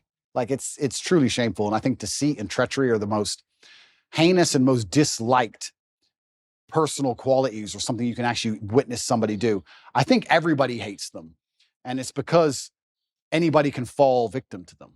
Anybody can fall victim to deceit or treachery because you trust that person. Everybody trusts someone, right? So if that person turns on you, you're always in trouble. So I think he thinks that he has the populace on his side, but I don't think he understands that when you out yourself as a snake, everybody intrinsically dislikes you. Even if they enjoyed watching the show. Oh, completely. They've stepped away and went, okay, because I gave the example on my show, you know, you have the Kardashian family, but the one thing about them is they're thicker than thieves. So America does like a reality show, right? Like a reality show, but the reason why they have gained popularity is because actually they always back each other up. Yep. They still remained a family unit. 100%. And when you betray that, when you betray family, I think left and right, you just kind of go, okay, maybe that was a little too much. Yep. It was fun to watch. It was fun to watch, but we don't really trust you. I don't want to be your friend. Yeah, I don't want to be your Yeah, friend. I don't want to be your friend. Yeah, completely. I mean, you're going to sell your own brother out? What am I to you, right? If you do that to your own brother, what am I to you? Absolutely crazy. And then he wonders why. And I also think what he probably doesn't understand, and if he's watching this, you never know, he might. Hello, Harry. If he's watching this, I don't think he even understands that even his woman views him that way. Even Megan views you that way. Even Megan looks at you and goes, I complained at you over William, and you were supposed to tell me to be quiet, and you didn't.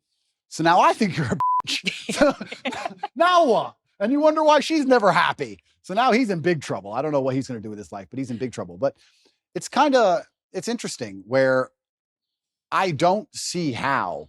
It's actually an interesting conversation to have about how psyops can work as a whole, because when I analyze, especially as a man, and I always talk from the masculine frame, not because I'm a misogynist, but because I'm a man.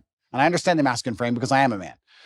If you stray from the archetype of masculinity, if you stray from honor, courage, if you're not dutiful, if you don't believe in putting honor in your last name, if you don't want to be physically and mentally strong, if you don't believe in finding problems to solve, you don't believe in having a difficult life, if you stray from this because you've been psyoped to stray from it, all you end up with is misery.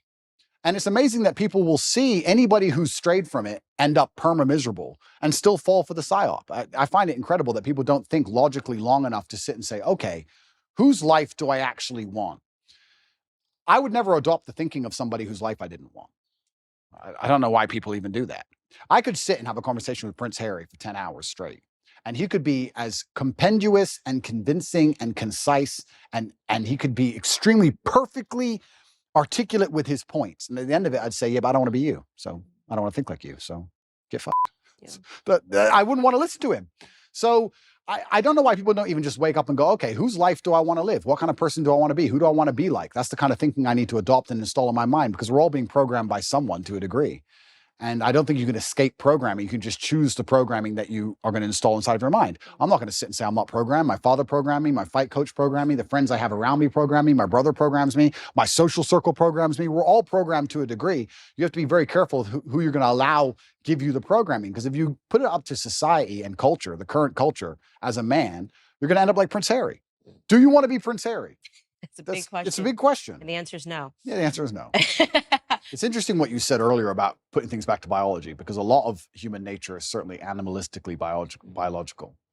And even if we look at Harry and Meghan and how they interact in their home, I obviously don't know, but I can almost guess to the T the arguments they're having. I can imagine him saying, I gave up my family for you. This is what you wanted. I gave you what you wanted. Why aren't you happy? I gave you everything you liked. And he's trying to use a logical or an emotional, well, he's trying to use an emotional argument, but it ain't going to work because she doesn't respect him. But he's trying to use a logical argument with her, trying to understand why she treats him so badly after he completely and utterly complied. But humans are biological, and she, as a woman, wanted him to be a man. She wanted him to have some degree of parameter and barrier. And if you don't put up any parameter or barrier as a man, what a woman's going to do is she's going to push you and push you and push you and push you. She's going to see how far she can push you. That's the reality of it. We can talk about any relationship, whether it's Harry and Meghan or any other relationship. If you're a full-grown man and you don't set parameters or set barriers, the woman's going to push you and push you and push you until she eventually finds one. And we can look at that in a romantic relationship, but also people. People in general, if you're going to give to a taker, they're going to take and take and take and take until you eventually say no. That's how humans work. So she was waiting for him on a biological level to stand up and be a man and say, listen, you've joined the royal family. You're right. You had to bow to the Queen of England. Correct. Because it's the royal family. Get over it. That's all he had to do. He could have saved himself all this mess. He could have saved himself all the running away and looking like a fool and the upcoming divorce and all this garbage if he would have just put his foot down. He never did. And she was trying to inspire in him the warrior. I think a woman sometimes tests a man to say, okay, How much will he put up with? Because they want to see, are you a man or not? What if a man's giving you shit? What will you do? They want to see if you're about it. And she was just testing him, and he failed every time. And that's why he's tried to perma please her. And now he's in a situation where he's asking her why she's unhappy when he's given her everything she wants. And she's unhappy because you gave her everything she wants because you're a punk. Women don't want neutered men. They don't. Absolutely. Even if they personally neuter them themselves, it's not what they want in the end. So I'll ask the question, what do you think men want in women? That's a really good question. And I can answer that one easily. I think that the masculine realm that we operate in is based on respect. I think that men are constantly looking for a way to be respected. I think the world is hyper competitive and we're constantly always looking for status amongst our peers. This is why you will see a man give up his basically entire life to do something which will only gain him respect, even in a very small sphere. There are CEOs who go to work every day and don't even see their family and give up their entire life and work 12-hour days just to feel like the man in that office. Feeling important in that one office, in that one skyscraper, is worth him giving up his life because he feels like he matters. And if he gets more respect in that office than he does at home or anywhere else, that's where he's going to want to be. Men function on that. So if I had to build the ideal woman who could get any man on earth, what she would have to do is understand that I need to give my man as much status and as much respect as possible. I, by extension of him, being next to him, need to make him look respected. And a lot of this is the easy things we know. No one's going to respect a man who's with an ultra promiscuous woman. No one's going to respect a man who's with a woman who is back talking him or horrible to him in public. No one's going to respect a man who's with a woman who clearly isn't interested in him sexually, whatever. That's all the obvious part. But the hidden actual message behind all of it is that men are constantly looking for status and respect, and a woman who makes her man feel respected, not only from her, but from his peers, is the kind of woman a man's never going to want to lose. Right. So if I had a woman and I came home with all 5 of my friends and she came in the house and said, came in the room, who's hungry? Anyone want any food?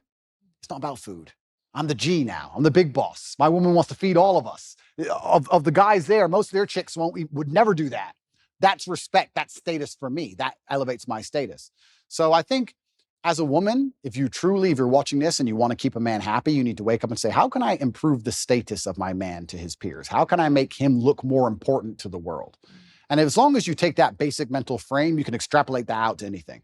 Your man's not going to feel high status and important if you've had a whole bunch of sexual partners, because you're promiscuous. So obviously that's no. He's not going to feel high status and important if you belittle him in front of his friends or you argue with him in front of his friends. He's not going to feel high status and important if you disagree with him on small, minor issues about, if he votes one way, just vote the same way. Like these small, voting's not a small thing, but these things make the man look in charge. It increases his status, and that's what he's most interested in a woman. So that's what men are looking for. That's the secret for the women who are out at home. They're going, men are hard to please. No, men are actually very simple to please. Make him feel important and make him look important. That's it. Since when did we decide to stop upholding free speech as a basic right? Obviously, everyone should have the right to express themselves freely. Sadly, the big tech monopoly has instead opted for silencing tactics and censorship. To fight back against big tech's control of the internet, I use ExpressVPN. Ever wondered how free-to-access tech companies can make all of their money? By tracking your searches, video history, and everything that you click on. By building a profile on you, and then they sell off all of your sensitive data. When you use ExpressVPN app on your computer or your phone, you anonymize much of your online presence by hiding your IP address. That makes your activity more difficult to trace and sell to advertisers. Protect your data today at expressvpn.com/Candace. That's expressvpn.com/Candace to get 3 months free. Visit expressvpn.com/Candace to learn more. So both of us come from families. My parents are divorced. Your parents were divorced. Yep. I think your parents maybe lasted a little longer than my parents. Not totally positive. What was your mother like? I don't think I've learned anything about her. Yeah. So I had a fantastic mom. She did what a mother was supposed to do. I guess I was raised in a I call it hyper traditional. The modern world will call it misogynistic household. My father was in charge. It was his household. My mother was in charge of feeding us and clothing us and sending us to school, and she did a fantastic job.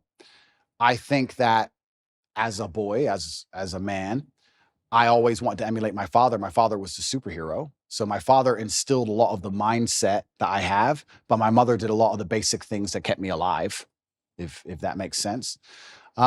She was a fantastic mom, and she's still alive today, and I love her very much. One of the first things I did when I got rich was retire her completely. So she is one of the people I take care of, and I'll take care of her for the rest of her life. And she did the absolute best she could.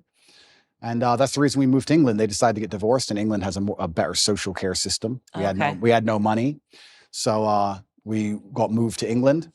And I grew up in Luton, which is the worst town in England, in an area called Marsh Farm, which is the worst area of the worst town. So it's like as bad as you can get, like the worst place you can possibly go. I think my school had a 4% pass rate or something ridiculously low. So I grew up in a really bad area. But my mother, yeah, she was fantastic, and she did the absolute best she could. And she always loved my father to the end. But I think my father, in many ways, there's certainly been a lot of circumstances where he sacrificed his marriage to raise us in a very particular way. Because my mother and father would argue most over the raising of me and Tristan, because my dad was so hard on us.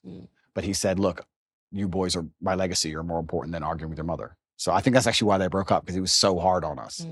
But I thank him for it. So yeah, but I don't want to disrespect my mother by saying there isn't much more to say, besides the fact she was a very nice, very loving, very attentive mother. That's what she did.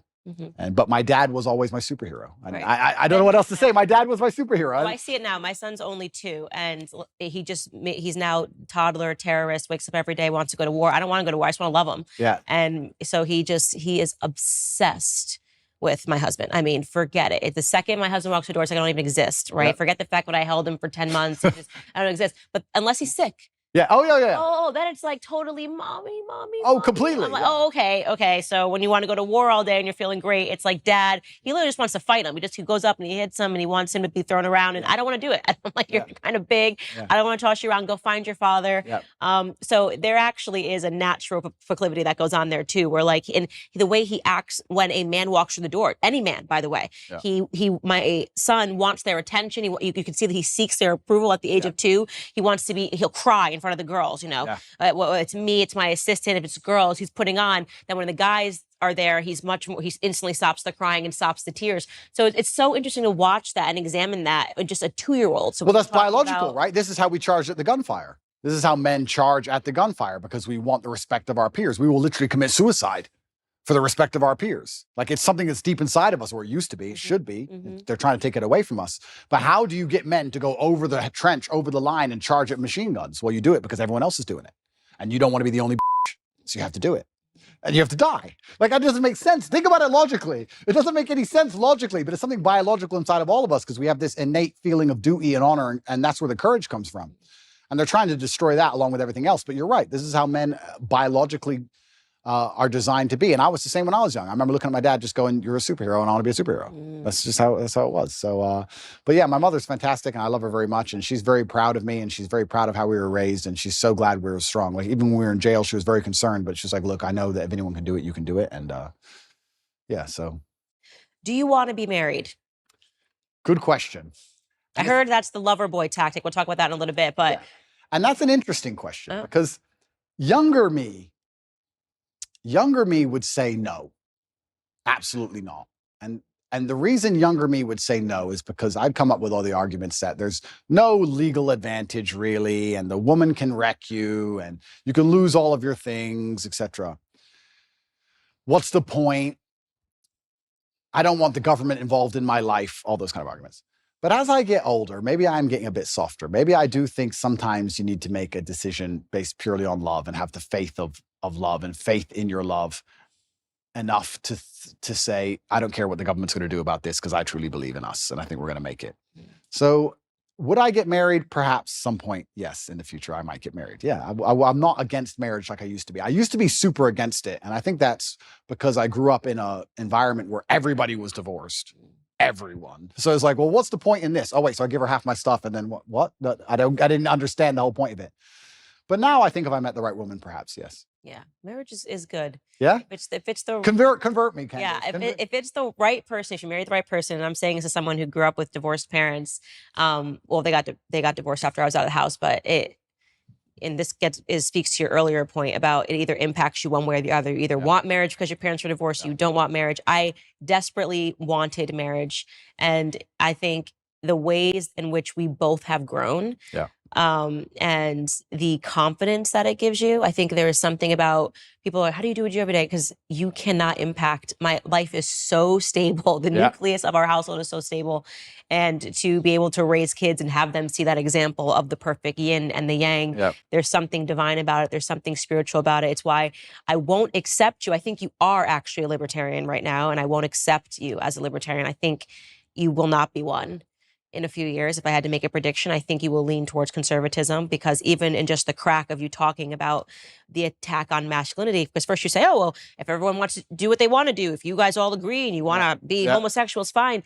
But then we'll start to realize that libertarianism, live and let live, is what welcomes in through the door. I'm, very against every ill that homosexuality has brought. And again, these are consenting people that are doing what they want to do. This is true. But look, evil is evil, sin is sin, and we're yesterday talking about homosexual marriage. Today we're talking about transing. Well, it's such a slippery slope. This is the thing, right? You're completely right, because the idea of live and let live was a fantastic one if it could actually operate without slippery slopes and it descending into chaos and anarchy, and it can't. So this is the difficult thing about it. You get called a bigot for saying, this is my line, I don't agree with this, and you're going to be called bigoted and you're going to be attacked. But truthfully, it's just understanding that, like you're saying, it's a slippery slope. And it's unfortunate. So what is the slope that we want then? Okay, then we should aspire towards heterosexual relationships. We should aspire towards marriage. We should, and this is the mold that I am selling all the time. Wouldn't have said this 10 years ago. I was probably more libertarian when I first got into politics. And what's the big deal if people want to do this to themselves? And then I realized, no, there is a reason. No, and you're completely right. And the reason I gave that example is because I'm currently in a legal jeopardy or a legal situation where people who have nothing to do with my life are trying to say that people were victims when they weren't, when everyone was consenting. And you're right. I agree with you there. I also think with the whole LGBT argument, it's interesting because I will be honest and say I do think there is a difference between G and T. I think they are different things. Of course. I think they're massively different things. However, you're right. It's a shame it's such a slippery slope where you can't just say to people live and let live, because it's going to be hijacked and Trojan horsed. And they're going to Trojan horse it, and they're going to inject something in it that destroys the lives of every single person on the planet. And they're going to try and do it. So you have to draw a hard line. You have to be a bigot. You have to never give an inch, because if you give an inch, they take 10 miles. That's more than 10 miles. Look where we're at. I mean,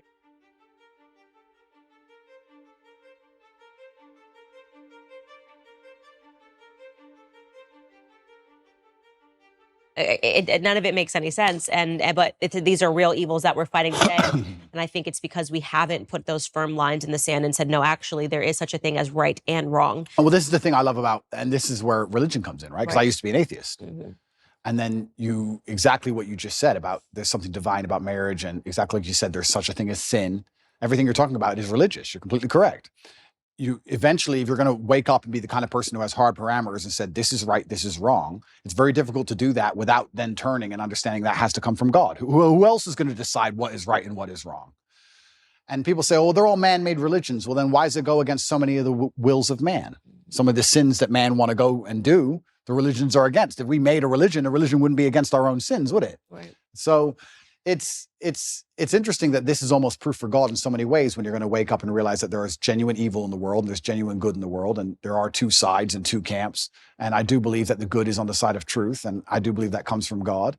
And there's many different ways to God. I think there is one God, and there's different religions, and I don't want to argue the differences between the religions, because I think we have a lot more in common than we have, especially in the fight against evil, than we have as differences. But yeah, it's super interesting. And you're right. Firm lines are absolutely not really required. And if we don't have them, it's why society ends up in the position it's in, with so many subjective lines and your truth, my truth, the truth.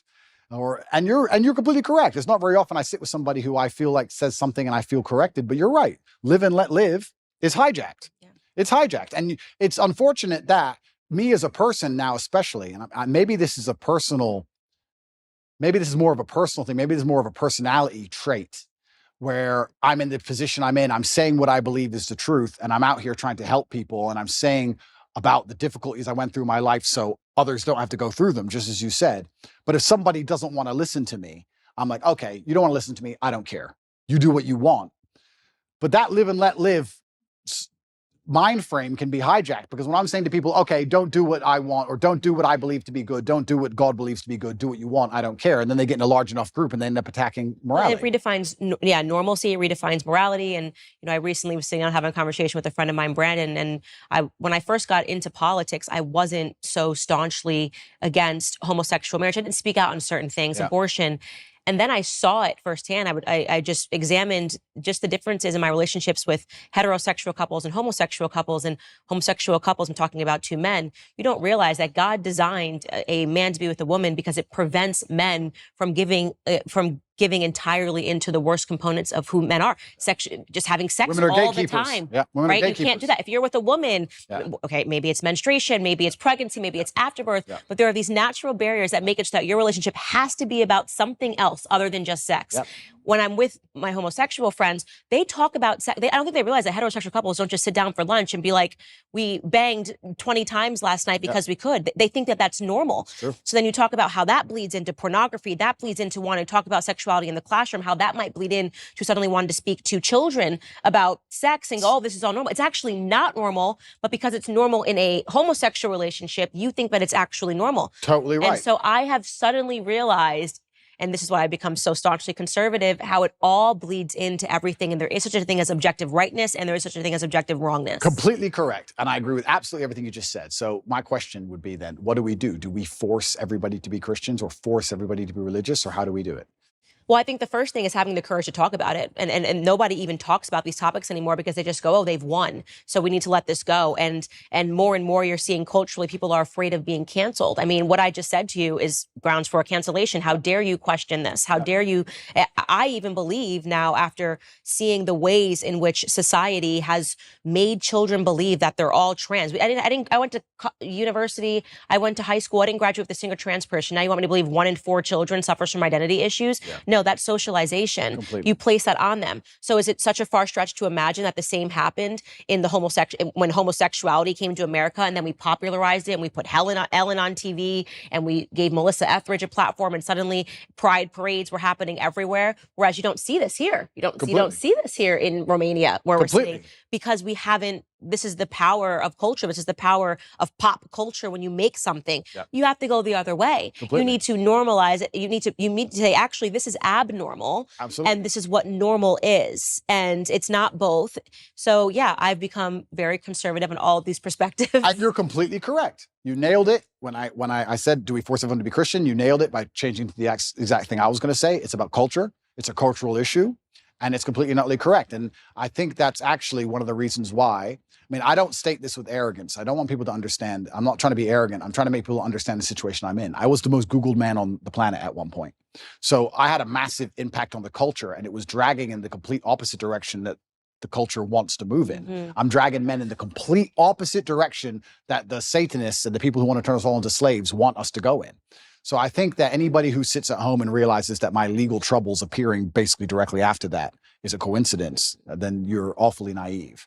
So it's unfortunate also that the way the world works, at a certain level of influence and power, the justice system almost breaks down. We see that even in America and most other countries. It all just becomes a big game and a big show, and it's about power plays and a whole bunch of conversations behind the scenes. It's not about justice anymore. So it's very concerning, because you are right. We are in a culture war. And it's culture which is absolutely not really defining the direction in which we move. And this is one of the reasons why I reverted to Islam, because I feel like the Islamic culture is the strongest. You feel the culture. I was wondering, because you were Christian, and I definitely do not know enough about the Islamic faith to sit here and debate you on it. I'm never a person that will debate somebody on something that I'm not an expertise on. But I will say that I'm sad that you're not a Christian anymore, because I can sense, perhaps it's because you felt that Christians weren't doing a good job defending their beliefs. Yeah, I think that God should be feared. I believe that God should be feared. I fear God. Mm-hmm. It's one of the only things I fear. And I believe that also you see God to a degree, or you see religion, how you see yourself. And I see myself as a person of strong principles and strong morals. And I like to think of myself as the kind of person nobody really wants to cross, not because I'm a psycho, but because I'm a man of capability, and I'm smart and I'm strong, and nobody wants to make an enemy of me. So I feel like I find an affinity to a belief system which has very similar outlooks. And there's a whole bunch of other things I can say from the Quran and Islamic texts, etc. But to keep it very vague and very broad for people who are not Islamic, I felt God when I was in an Islamic country. If I went to an Islamic country, That's the problem. I The felt West- God. West is You don't Christian. feel any God. I think How that's is it a it. Christian country if Satanists are mocking Jesus on the streets? I understand what you're saying, and I was trying to gather in my head what pulled him away from Christianity, and I said it's probably the example. If you're thinking that America is a Christian country, and you're thinking that the United Kingdom is a Christian country, They're not. then you're going, Christianity is getting it wrong. Yeah. And the truth is that America is no longer a Christian country. We're being run by people that are satanic. Hollywood is satanic, and Correct. Hollywood is running America. Correct. So you're not wrong. But I think that right now America is facing a spiritual battle. And for the first time in a very long time, Christians are starting to stand up and speak about our principles. I hope so. And I could have used you as a I know. Christian. But I have seen in California, I've seen Christians and Muslims get side by side when they were complaining about the LGBT I did teachings see in that schools, which recently. is fantastic. And I know what you're saying, and that is true. But it's almost like when I go to an Islamic country, I feel God around. You see it. You see it in the way the people are dressed. You see it in the fact that everyone's in a family. You see it in the fact that there's a mosque on every corner. It's in the air. And it's almost like when I'm in Dubai and I'm talking to my friends, my Islamic friends, and I explain to them the things you have to protect your child from in an American school, they literally think I'm lying. They're like, no, surely. Like, it's What about mind-bending to What them. about African countries that are Christian? Okay, so yeah, this is interesting. So yeah, they still are mind blown by the concept of what we're fighting in America. So America is unique. We shouldn't say that this is the You're right. blanket. You're right. They're right. There are Christian countries which still take Christianity. And they're like, what very do you seriously. mean men can be women? Like they think you're crazy. And we're in Romania, and Romania is a country which is very Christian. conservative and very And Christian. very Christian. And they don't buy into any of this garbage No, either. none of it. So this is absolutely not really true. It's unfair to say all Christian countries are like that. America is an exception and not in a good way. Yeah, I feel like the whole West is, unfortunately. The West is. I've said on my show the entire time. The West is falling. The fact that we're even having these debates is not good. Yeah, the West has fallen, and unfortunately, Russia, Yeah. Christian country. Yeah, absolutely, a very Christian country. So yeah, you are right, but I felt an affinity to Islam. I felt God in the air, and it's difficult for me to explain any other way. Okay, that's fair enough. I won't push you any further on that. All right, let's get to your case that's happening today. So, and why conservatives are screaming about it in America, and why they feel that Tucker didn't push you enough on this case. Push me. Okay, so first and foremost, one thing I want to clarify for people that are watching this is that there seems to be this understanding that you are being prosecuted, or you're being indicted rather, for human sex trafficking charges. I've read the indictment, and I do want to make it clear the words human sex trafficking occur on the indictment, but then it makes it very clear that what they're referring to is they've kind of extended the term. It's not what we think about in America when you think of a bunch of children being put into a truck and taken over the border against their will. They're basically saying that if you trick a woman into coming into a country by using the lover boy method, then they consider that to be human sex trafficking. So the definition has definitely expanded over time. Well, it's also ridiculously misogynistic to believe that women can't make their own decisions on anything. So the whole thing about it is misogynistic. But yeah, you're correct. That's a very important distinction. Essentially what they're saying is we have a show in America called 90 Day Fiancé. That is the lover boy method, is women that then go over to the U.S. They're clearly coming for citizenship, but these women kind of get duped and they sponsor these people.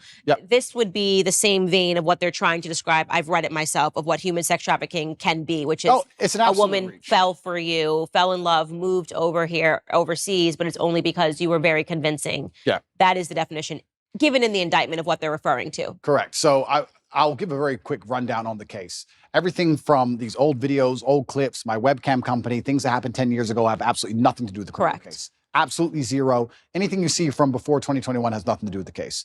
The case against me is that from 2021, my brother and I, when we were already worth hundreds of millions of dollars and already successful and famous, created an organized criminal group.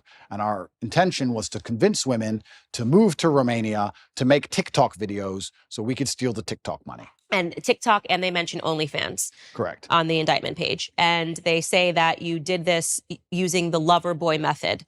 And it almost reads, what's interesting to me and why I was compelled by this case is just that because they tremendously changed it. When they were investigating you, we were told that there was a woman who went to the UN who escaped your grip, and that, you know, she said, I've been held captive. And then after they investigated, they came up with what it sounded like regurgitated Andrew Tate videos. The lover boy method, which is in one of your videos where you're talking about women. So it seems like during that time where they held you in the cell, perhaps the initial case that they fed to the media fell apart. Yeah, I believe what happened, and I have to be very careful what I say, but what I believe happened is in April of last year, Tristan and I had some visitors here from America who were only in the country for 5 days, made some very strange demands financially. When they were rejected, they called the American embassy and said they had been kidnapped. Those two women, we deem now to be professionals. One of them has accused 7 men of kidnapping in her life. And she's also lawyered up instantly from a left-wing NGO because she's currently being sued by us for false charges. And she seemed to be very well supported and funded. So I don't know if she was sent as an agent. We're not entirely sure. So there's a very interesting beginning to all of this in April. The Romanian authorities arrested us for precisely 2 hours and threw it out and knew it was all garbage from the beginning. The case remained open. Nobody understood why the case remained open. My lawyer made repeated requests to close the case. They wouldn't close the case, and it remained open and absolutely and utterly dormant. When I was canceled, when I was deleted across all social media and canceled and lost my bank accounts, my Uber account, my Stripe account, my Gmail, absolutely everything, literally within the same week, the case was picked back up, which was very strange. I was followed. They tried to find evidence of any kind of crime at all. They couldn't find any crimes whatsoever. They then raided my house for a second time with the intent of getting my electronics, which they got. They went through all of my electronics and they could find nothing of actual criminal intent. What they did find is my brother and I and our personal assistant, because at the time, if anyone who knows the internet or has been around for a while will remember, my face was all over TikTok. You could not get rid of my face on TikTok. Me and my brother were explaining our strategy for how we got so big on TikTok to some friends of ours. They then said that we were forcing them to do the TikToks for our money, for our brand. They made this huge reach and said it's human trafficking because we're forcing women to make TikTok videos. Yeah, so that's the part that registered to me as strange. It started as we were told it was kidnapping, which is it's very serious, that somebody fled to the U.S. Embassy. This is the woman that you're talking about that you say you're alleging has also accused 7 other men. Alleging, it's literally now on Twitter. You can see the complaint we have filed against her. 7 men she is accused of kidnapping. She's done it with 7 different boyfriends who didn't buy her what she wanted. One of them killed himself. Okay, wow. So she's a professional. Okay, so it's very strange that she comes over, she accuses you of kidnapping her, but then they decide not to prosecute that, but they fed that to the media, that you kidnapped someone, that she fled to the U.S. Embassy. Then all of a sudden we learn that they're investigating you, and the charges then go from kidnapping to, well, actually what he was doing is a lover boy method, which we're saying is human sex trafficking, and that these women didn't know what they were getting into. They thought that he was going to marry them. And actually what he wanted them to do was just to make TikTok and OnlyFans videos. Yeah, so the lover boy method, traditionally, the way it would traditionally work, the reason it was criminalized and added to the criminal code is that I would be a Romanian man and I would meet a Romanian girl. We would get married. Marriage is part of it. I'm not married to anybody. We'd get married. We'd move to a richer country. You go from a poor country to a rich country, let's say America. You put the girl into sexual work, let's say prostitution, and then I'll keep all the money and I'll control her or coerce her by pretending to love her. That's what they're saying. That's how it traditionally works. They've accused me of using the lover boy method because basically I was a nice person. I was nice. That's the thing that most people don't understand about the law. It's so ridiculously subjective. If they want to weaponize it and use it to attack you, that's exactly what they'll do. They can accuse any man of using the lover boy method if you send nice messages on a text message. If you're like, hey, baby, how are you? So did you, hey, did you promise to marry these women? No, I didn't promise to marry anybody. What I had was girls. The 2 girls who were in the criminal file asked me how to be famous on TikTok. I told them how to be famous on TikTok, and I spoke to them nicely the entire time. These 2 women have come out and made videos repeatedly saying, we're not victims of anything. I don't know if you've seen them. No. Okay, so just so I back this up. The victims in the indictment. Correct. Have made videos saying we're not victims. Correct. I did not know that. It's all over Twitter. In fact, on I think it's my pinned tweet, you can see the criminal case against Andrew Tate. The 2 victims who the DCAR are accusing me of using the loverboy method on have made videos saying, he just told us how to do social media. We're not victims. I've never seen any of them being aggressive or rude. They've always respected people. Ai fost amenințată? Nu, n-am fost niciodată. Dacă eram amenințată, automat nu mai eram idiotă să stau în casa asta. Suntem prieteni buni de 2 ani de zile, cam așa, poți să mă treci pe mine ca și victimă, dacă eu n-am spus că sunt o victimă. They gave this statement to the police. The police ignored it and said they're brainwashed. So they ignore it. So now we have a criminal case where we have girls who are saying they're not victims of anything. Me telling girls how to make money on TikTok, or not even how to make money, because no one makes money on TikTok, telling them how to get famous on TikTok, and them saying that I forced them for money, which doesn't exist. There's no money in the criminal file. There's no transactions. There's no financials, nothing.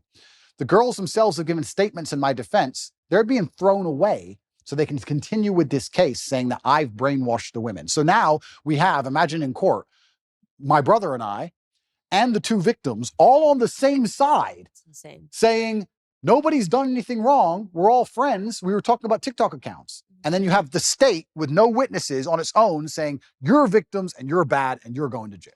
So it seems like what they're doing then is this is where the content from 10 years ago is coming into play, where they're saying, To well, look, conflate. they're conflating this now. So even though these charges are from, and I read the indictment again, 2021, but look at what he said 10 years ago, which somehow confirms what we're saying. We don't have to listen to these women. On August 22nd, BRICS nations, that's Brazil, Russia, India, China, and South Africa, are expected to announce the launch of a new international supercurrency fully backed by gold or other commodities.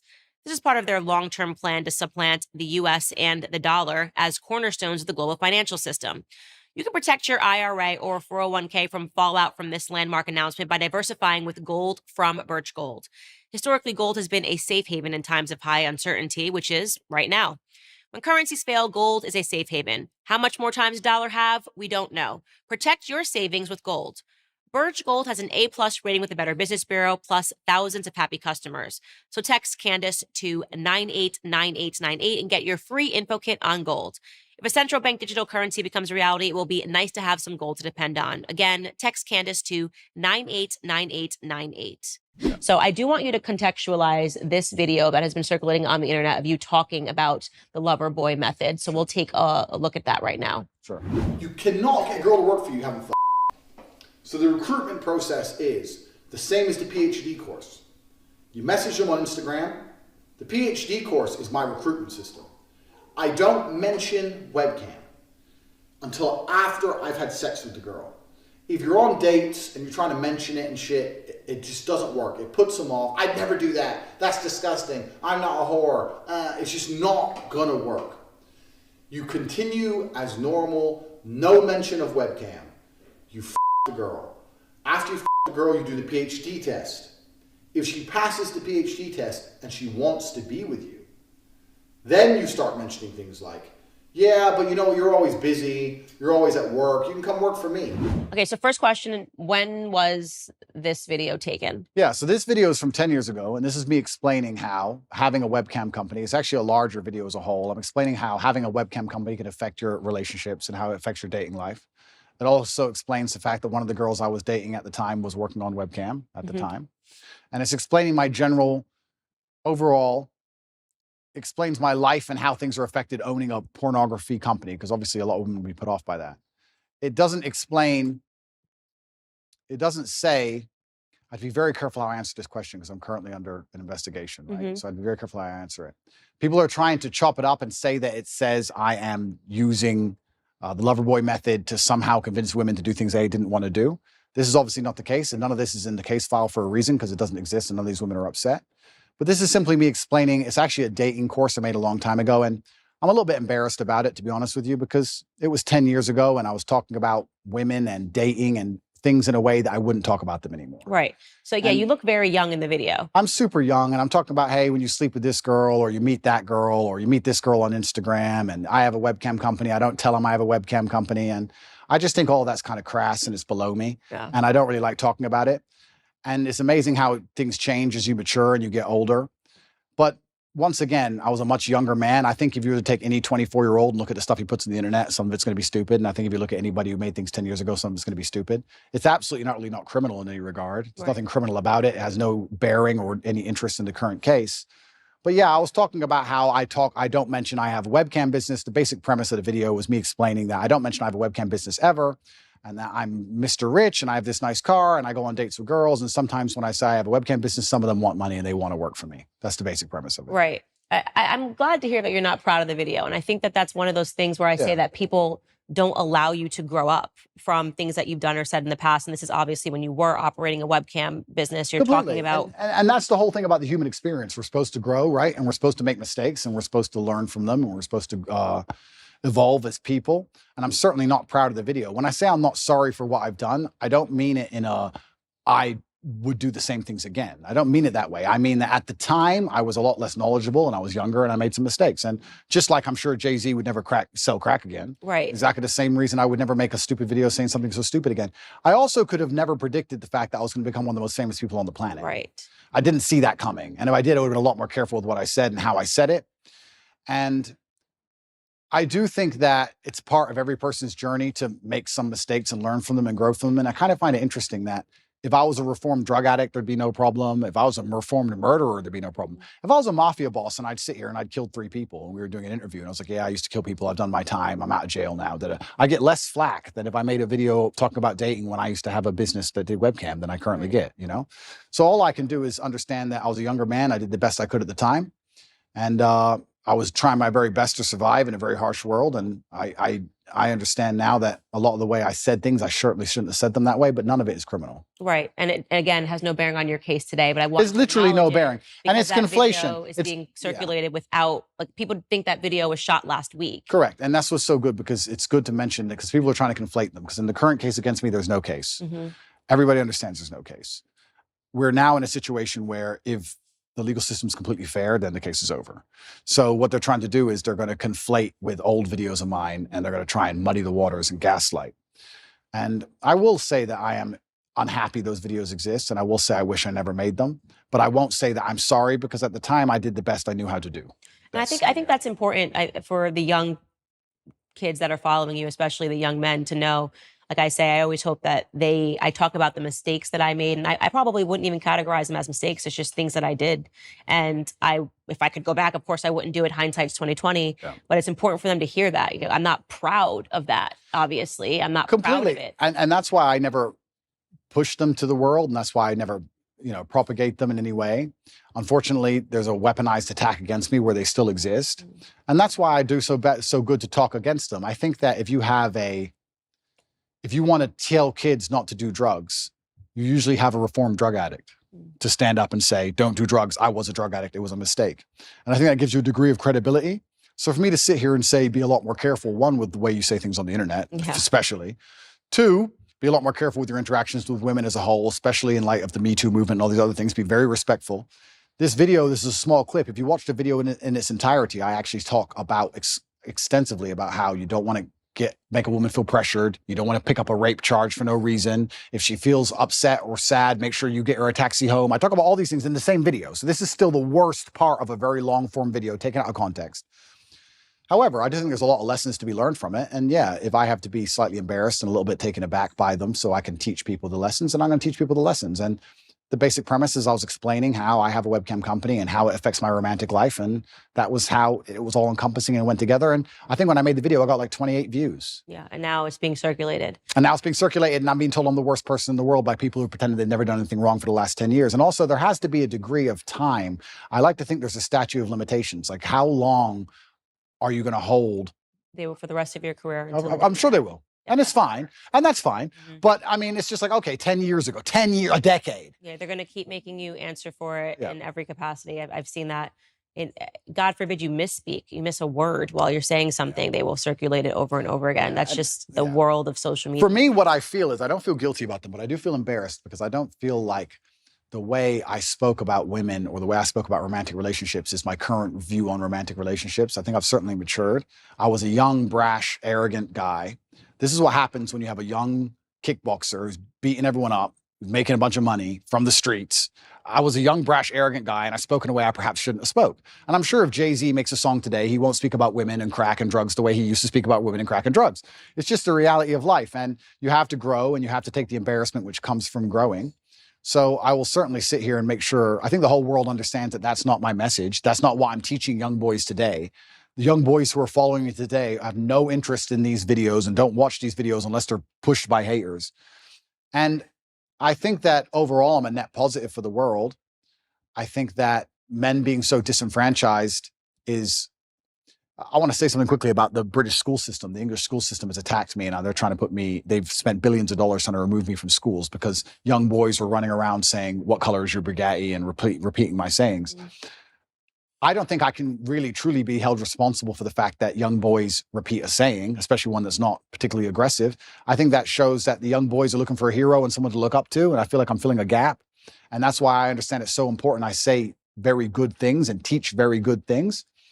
And I don't think I would have learned so much good if I hadn't been involved to a degree with the dark and the bad. I don't think there is light without dark. A lot of my lessons and a lot of the messages I give to the world come from the fact that I grew up in one of the worst areas of the Western world, surrounded by drug dealers, surrounded by real pimps doing real bad things, surrounded by broken homes. I learned all these lessons, and if I had never had those experiences and never grew up in that scenario, how could I be a person who's now teaching young men, disenfranchised young men, the realities of the world? How could I? We talked earlier about having a sheltered life. A sheltered life doesn't allow you to be the kind of man who can teach. So yeah, I spoke in a way I shouldn't have spoke. Yeah, I regret the video completely. Have I ever hurt anybody? No. Has any of the girls who are being mentioned in that video come forward with anything other than defense of me? No. Nobody was actually hurt. It was just very brash, very arrogant, very bad delivery, which I regret. I'm going to tell you something right now. If love with you as a human being, if I had to watch clips of me 10, 11 years ago, I would be red. Even the black girl go red. I couldn't even look. I wouldn't even want my husband to see it. So I feel your embarrassment. Well, and that's why a part of me, when they were regurgitating these clips, I was like, this is so unfair. It's so unfair to say I'm upset. And by and large, the stuff that you're saying to young men, even if there are certain things I don't agree with, although I found it interesting that you said that peacocking is natural with men, because I think you're right. Now that you say it, I'm just a woman and I don't understand it. Yeah. But by and large, the stuff that you're saying today is not that. And so I think it's really, you got to be really careful if you're convicting somebody on who they were a decade ago. Completely. And it's reformed drug addicts that will tell you not to do drugs, and it's reformed alcoholics that will tell you not to drink alcohol. Yeah. And I lived a life. I'm not going to sit here and try and, I think part of the reason actually, and it is part of my image, Top G is the name for any of the adults who are watching it. Top G is what they call me, my nickname. But part of it is the fact that I grew up in a bad area. I can fight. I have this money. I'm in this big compound in Romania with armed guards. And there's that degree of it. There's that nastiness and there's that rough to the edge, which makes my message so interesting for the young boys to watch. But that's because I came from a very rough life. And yeah, all I can do is apologize for the delivery, but I will not apologize for trying to do the best I could at the time in the scenario I was in. Growing up. Completely. And I think that that's one of the things that sucks about being a public figure is every single moment that people are looking at it under a microscope. And I always say, I want to give people permission. I always say, I took the most liberal route to conservatism that there ever was. Yep. And so I'm just not so quick to judge people.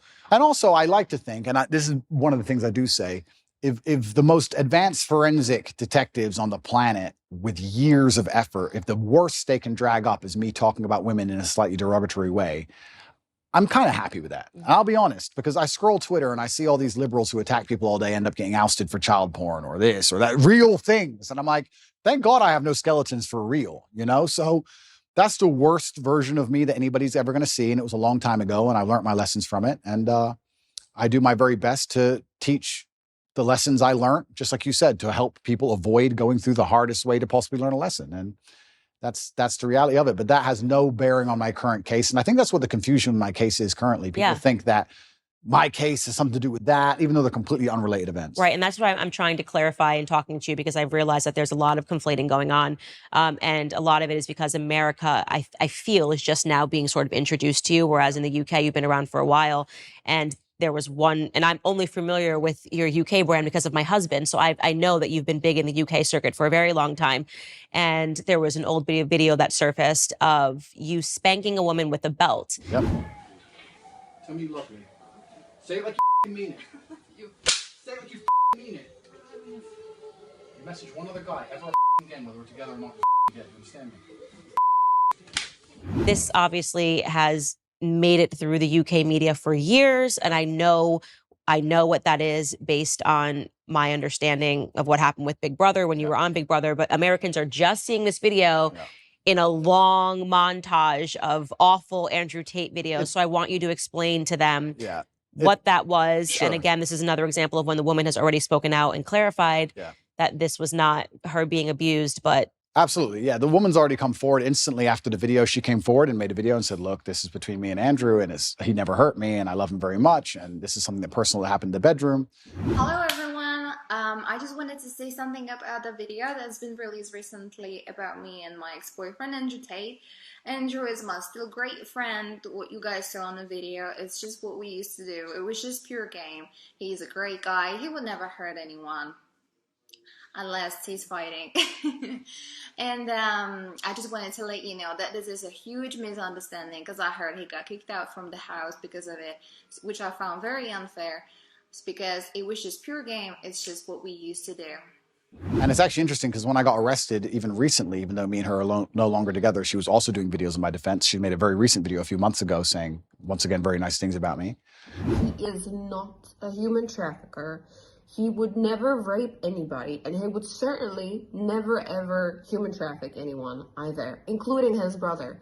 They would never do such thing. I am just so shocked, and I'm so fed up with all of these lies. And you're right about public life, having your dirty laundry or your life thrown out there to the world. It's kind of interesting. And it's interesting how fast people throw stones, because I know how clean my life is compared to most people's lives. And I know that just from conversations I've had at dinner tables. I know from just dinner table conversations. You talked earlier about dinner table conversation people have in couples, etc. I've been sitting around in very private rooms with very rich people, and I've been in very important places and also some very low places. And I've heard people talk, and I'm like, if your life was on display like my life was on display, it would be a real circus. I mean, imagine you could be the son of a president. Imagine if their life was on display, and you could find out some really interesting things. So me personally, yeah, these things are the same old regurgitated things from 10 years ago that have been previously explained. That was also, I was going to say, can you date that video? When that video, I must have been, how old was I? 2015, maybe 2014, okay, a long time ago. Right. And I think the best defense for all of these things, personally, I don't think that anybody should take my word for it. I think the best defense for all of these things are the voices of the woman directly involved. Right. We say, believe all women, right? That's what we say, isn't it? Okay, well, you don't have to listen to a word I say or believe a word I say. If you think I've done something wrong to a woman and the woman stands up and goes, no, I love him, that's garbage, then that should be the end of the issue, I believe. Maybe I'm getting libertarian again. But no, I mean, I very much agree with it. And this kind of gets into, gosh, what is the name of the guy in Hollywood that he just went under Me Too, and Hammer something? Yeah, Army Hammer. Yeah. Right. And this is another person I defended on my show. He was in consensual relationships. BDSM was his thing. He was very clear about it was his thing. The girls were okay with it. Maybe because he was a Hollywood star, but he never lied. He never coerced. He never confused. And then suddenly one of these women decides to speak out against him. Now they've just cleared him of all charges. And I sort of have the perspective that if they were doing this in a consensual relationship, irrespective of how I might examine it and say, I would never do this in a consensual relationship, you can't then turn him into a rapist. Well, this is the thing. I don't think many people understand, especially the men who are vilifying me and attacking me and anyone who's upset by me, understand that first they come for me and then they're going to come for you. They come for any man that they don't like. And the way they do it is this is the weapon. They sit and go, okay, let's take some kind of sexual crime because it's heinous and it damages their name. And then because it's subjective, right? You say rape, you're right. Rape traditionally was grab a woman off the street and hurt her. Well, he didn't do that, but he did have a consensual relationship for years. And then now his girlfriend can be convinced to turn on him for a paycheck because the media will hype her up, make her famous, and pay her a wage. Now he's a rapist. Or even by more crazy extension, let's look at the Loverboy method. We have a man here who has spoken to a woman in a very nice, polite, kind way, has never even had a BDSM relationship with her, hasn't hurt her, hasn't hit her, only spoke to her nicely. She is saying he is nice. She is saying he did nothing. Okay, she's brainwashed and he used Loverboy. You can't even be nice anymore. You can't even be, if the government want to put you in jail for sexual crime, you can be a man with a woman, speak to her with absolute respect. She can love you with all her heart and say he has never hurt me, and you are still a criminal. Right. Right. Think of the mind bending. It's crazy. As a man, you're not safe. You're not safe. If they want to get you, they're going to get you, and they're going to use this avenue because this is the most heinous possible crime you can be accused of. The process itself is the punishment. Let's look at what's happened to me. All those months of investigation. During all those months of investigation, there are pages and pages of files. everything I did, everywhere I went, they were looking for me to break a law. I don't break laws. If I had even sped in a car, if I had littered, if I had done anything, it would all be in the case file. So they're spying on my entire life trying to find a crime. They can't find one. Then they go through my entire personal life, which is now all over the internet, leak it all over the internet. So you go through the embarrassment. Then they seize all your money. $15 million have taken of my money. Then I went to jail for 3 months. Now I'm on house arrest. By the time I'm found innocent, I've been punished. The process is the punishment. The process is the embarrassment. The process is teaching you a lesson. So it's not even about innocent and guilty. I don't think most people at home understand that if they want to hurt you, if you get to a level of influence where powerful people go, we have to damage this guy's name, we're going to accuse him of a sexual crime. It doesn't matter if you can prove yourself innocent 3 years from the point they accuse you, because you've already been wrecked. That's the entire goal of it, right? So now we're living here. I'm sitting here as a person who's accused of a crime. The victims are on my side. There's no one against me but the state. I've done nothing wrong. There's these Twitter detectives, Twitter internet detectives, who know who funds them, trying their very best to prove me guilty for no reason by taking old videos and conflating the issue and trying to make it complicated when it doesn't need to be. And I just sit here and think— they are complicating the issue. I very much agree with you on that. I think that the goal of digging up these old videos was to say, well, that this somehow legitimizes the case against him in Romania. Yeah. And that's just not true, right? You can say, you even said it, you're not proud of these videos. You can say, I think Andrew Tate is immoral. I think the things that he said here are not principled. They're trying to say that because of things that you said 10 years ago, you shouldn't have a platform to speak to young men today. It's just too much conflation. I made pro-atheist videos back then, and I'm very embarrassed of those. Right. I'm extremely embarrassed of the videos. I would sit and say, God is not real. In fact, I'm more embarrassed of those videos than any other video. Wow. And I would sit there, and now I'm devout to my religion. So I would sit there and try and talk about how God wasn't real, and I thought I was smart. And now I watch it and think I was an idiot. And I like to think of myself as a pretty wise person. I wouldn't have a platform if I wasn't wise. And I'm 36 years old. But at 25, I was a dummy. And I think that any 36-year-old, if you were to ask him, were you a dummy at 25? I feel like young men especially take a little longer to completely. You're full of testosterone. I was making money. I had a Lambo. I was fighting. I was beating everyone to pieces. I had a few hot girlfriends. I thought I was Mr. Hotshot. Yeah. Like, is that the worst thing in the world? Like, who isn't? Right? So, yeah, it's very interesting that they're going to attack me with these forever, and that's fine. I do believe, however, that Allah is the best of planners. And I am, in many ways, I wouldn't say happy, but I feel like this whole criminal investigation is going to be a fantastic end to all of this once I'm found innocent. Right. I believe. And I do believe I'll be found innocent. I've seen all of the case against me, and there is no case. And it's very difficult to put somebody in jail when there's nobody saying he did anything wrong. For people at home who are confused about my criminal case, just so they understand, I'll explain it one more time. 2 girls in April who visited Romania for 5 days, wanted money for shopping, didn't get it, accused us of kidnapping them. These are girls who have accused 7 other men of kidnapping/human trafficking. Romanian authorities turn up and within an hour said they weren't kidnapped, this is stupid, and threw it away. Then they picked up this case for some reason, by some recommendation, later on down the line, come up with this whole lover boy garbage.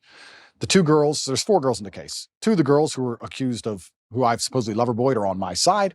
We have the 2 initial girls who said that they were kidnapped, who are on CCTV walking in and out the house as much as they want, and she's accused 7 other men of kidnapping. That's the case against me. So I have enough faith in justice that it's all going to be put away pretty quickly. But yeah, I wish those old videos didn't exist, but much more than those, I'm far more embarrassed about old videos I made that were anti-God. I feel genuinely bad about those, much worse than that. So it's just— But that's not what you're selling to kids today. Absolutely not. I'm doing the absolute opposite. Right. I'm trying to push children towards religion. Right. I'm trying to push kids towards God. And it's amazing that I'm being attacked with these videos and I'm embarrassed by them. That's fine. But I'm glad my atheistic videos didn't appear. I'd be far more embarrassed. I'd feel genuinely shameful to watch those. But, you know, we're human and we make mistakes, and all we can do is grow, like you said. Yeah. Trust me, I went through the conservative ringer too. Suddenly— what did they hit you with? All sorts of things. I mean, they hit me with an old anti-bullying company that I was trying to put together based on something that I lived through when I was in high school.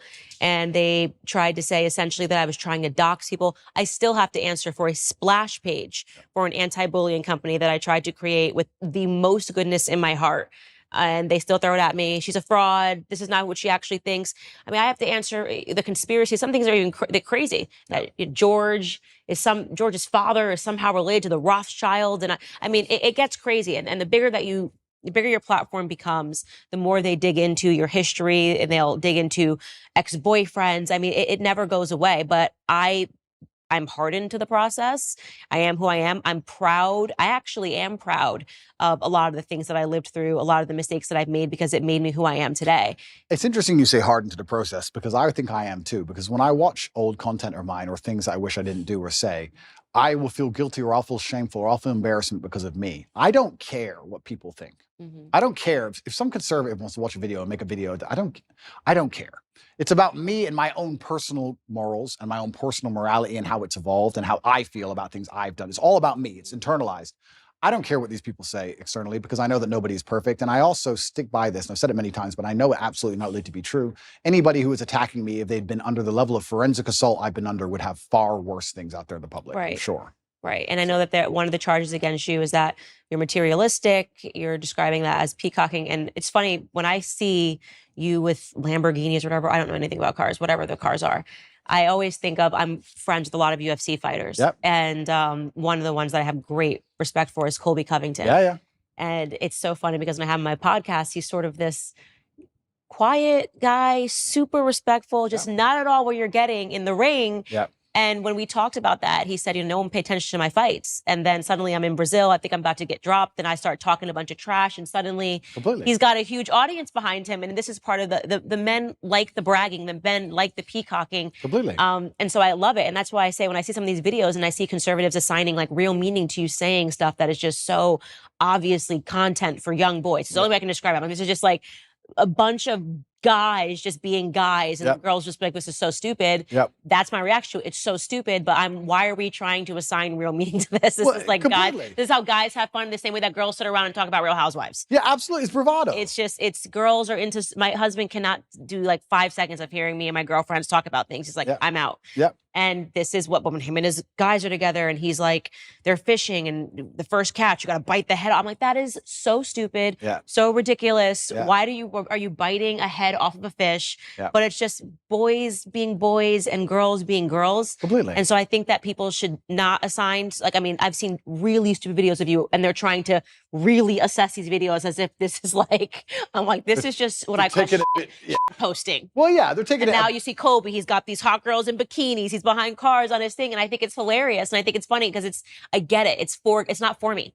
And that's not for me. And that's the thing, actually, which a lot of conservatives and the conservative movement don't understand, is that by attacking somebody for having a little bit of fun, or for being bravado, for having some bravado, or saying something audacious, or having a nice car, whatever. Bugatti, whatever. If you're going to attack people for that, you're just going to drive young boys away from your message. And you need the youth of a message for the message to exist and survive.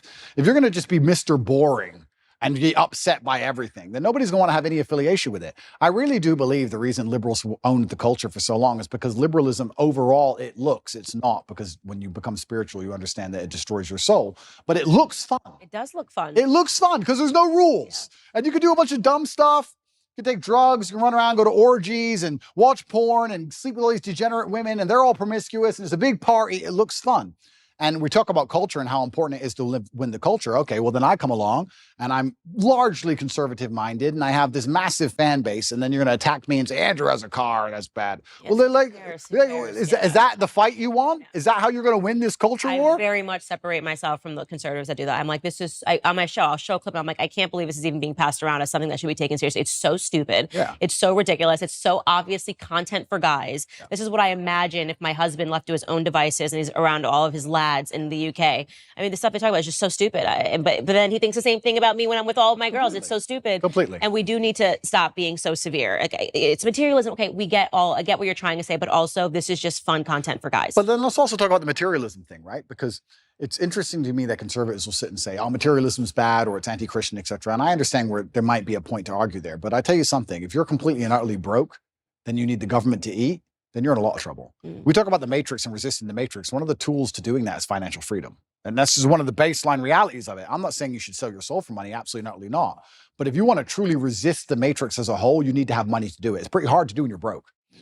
Even me as a person, if I had no money, the current situation I'm in would absolutely and utterly destroy me. I would be completely and utterly wrecked. Like, how could I pay my bills? They've taken $15 million of my money. I'm locked in my house. So you need to have a degree of financial freedom. Otherwise, you're going to end up just doing what you have to do to eat. You look at these people in England, there was a video that recently was on Twitter. I felt really sad when I saw it. It was a workman taking down the British flag and putting up the pride flag. And someone shouted at him, "Hey bro, you're removing the wrong flag." And he goes, "I know, mate, I know." You're taking the wrong flag down, mate. At least you know that. But he had to pay the bills. He has to feed his family. What can he do? He's a flag hanger. All he can do is hang the flags. If he doesn't do it, someone else will do it. He loses his job. So if you're completely and utterly reliant on a wage or you have no money, well, now you have a new tool of enslavement. COVID was all based around that. I just got to go to work.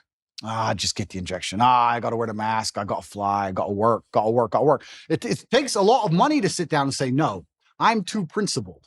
That takes money to do. So it's also interesting that conservatives want to attack materialism. Okay, perhaps I didn't have to buy a fancy car. You can get upset about that if you like. But if you're not financially free, it's also pretty difficult to stand up and tell the truth. Even if you make a lot of money, if you're reliant on, let's say, a sports team for a contract, even if you make a lot of money, if you don't have enough saved, you can't tell the truth. Even if you're rich, they're all still complying and bending because they have a contract they're adhering to. It's difficult. So I don't think that if you had somebody who was trying to inspire the masculine youth of tomorrow to resist the slave mind, teaching them to be financially free would be a bad thing. Like, I think it would actually be a good thing. I think men need it because they view it as aspirational and no one escapes it. I would definitely not describe my husband as materialistic at all. He likes cars. There's just something about cars that men like. Absolutely. My son, truck, car. It's psychotic. I mean, it's such a boy. Every time he sees a truck, a car, any car that looks cool, he's two. Yeah. He's two. So there is something ingrained in men that Completely. His first word was truck. You know, every time a garbage truck goes by anything, he's just like a school bus. Men like that for whatever reason. Boys like that. Men like that. And I don't think we need to overthink it. Yeah, absolutely. It's aspirational. But also, if we're going to actually look at the meta point, I believe that teaching financial freedom, I think teaching financial freedom is one of the very important ways you teach people to resist the slave mind. I don't think you can resist the slave mind if you're completely and utterly broke on welfare or living paycheck to paycheck for a large corp, which is insistent on trying to install the slave programming inside of your head. I think it's very, very difficult. I actually think financial freedom is a key component to it. And I think that me standing up and showing a life that costs $50 million a year or something ridiculous, doing that on purpose and trying to inspire men to make as much money as possible is actually a very key component to the resistance to the slave mind. I don't think many people understand this because if you teach young men how to go out there and become rich as possible, it's very difficult they can do that without learning some degree of mental fortitude, without learning how to speak to people, without learning how to network, without learning how to be competent and disciplined and motivated and work hard. And then they do all that, they have enough money so that when someone comes along and says, take this injection, they'll say, no, I don't want to take the injection. I'd rather miss the flight. So there is a key component of resistance which actually involves materialism. I'll argue that if I was exactly the same person with the same viewpoints, but I was completely and utterly flat broke, I wouldn't be able to make the same impact on the world. And I wouldn't be able to resist the programming the same because I need to eat food. So I'd actually counter argue any conservative who's complaining about my beautiful car collection of 42, not one, 42 nice cars, that having a lot of money is actually an important way to resist the matrix. I can only talk from personal experience, but the number of times, especially during COVID, for example, where I managed to not have to comply with any of the laws simply because I was loaded, I can't even name them on 10 hands.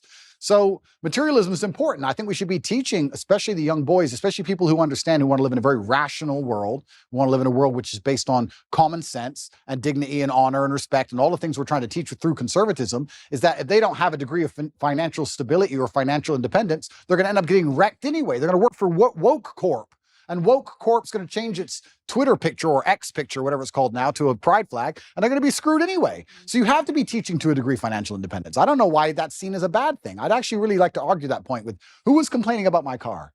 I think Who was complaining about one of my 42 cars? I think it was a packaged, this video and kind of showing that you're not actually good for young men. And they wonder why they lose the culture war. Imagine sitting there telling young men, don't have a nice car like him, don't be fun like him, don't do that. Like, what planet are you people on? No wonder. Just have a sense of humor. Like, I think Colby Covington's Instagram is hilarious. Completely. I know this is not how he lives. First off, to be an MMA fighter, his whole life is diet, extra. I mean, he's beating his body every day. He doesn't really have time to be going to the strip club. And, but I get the brand. I think it's hysterical. He's actually a really wonderful human being.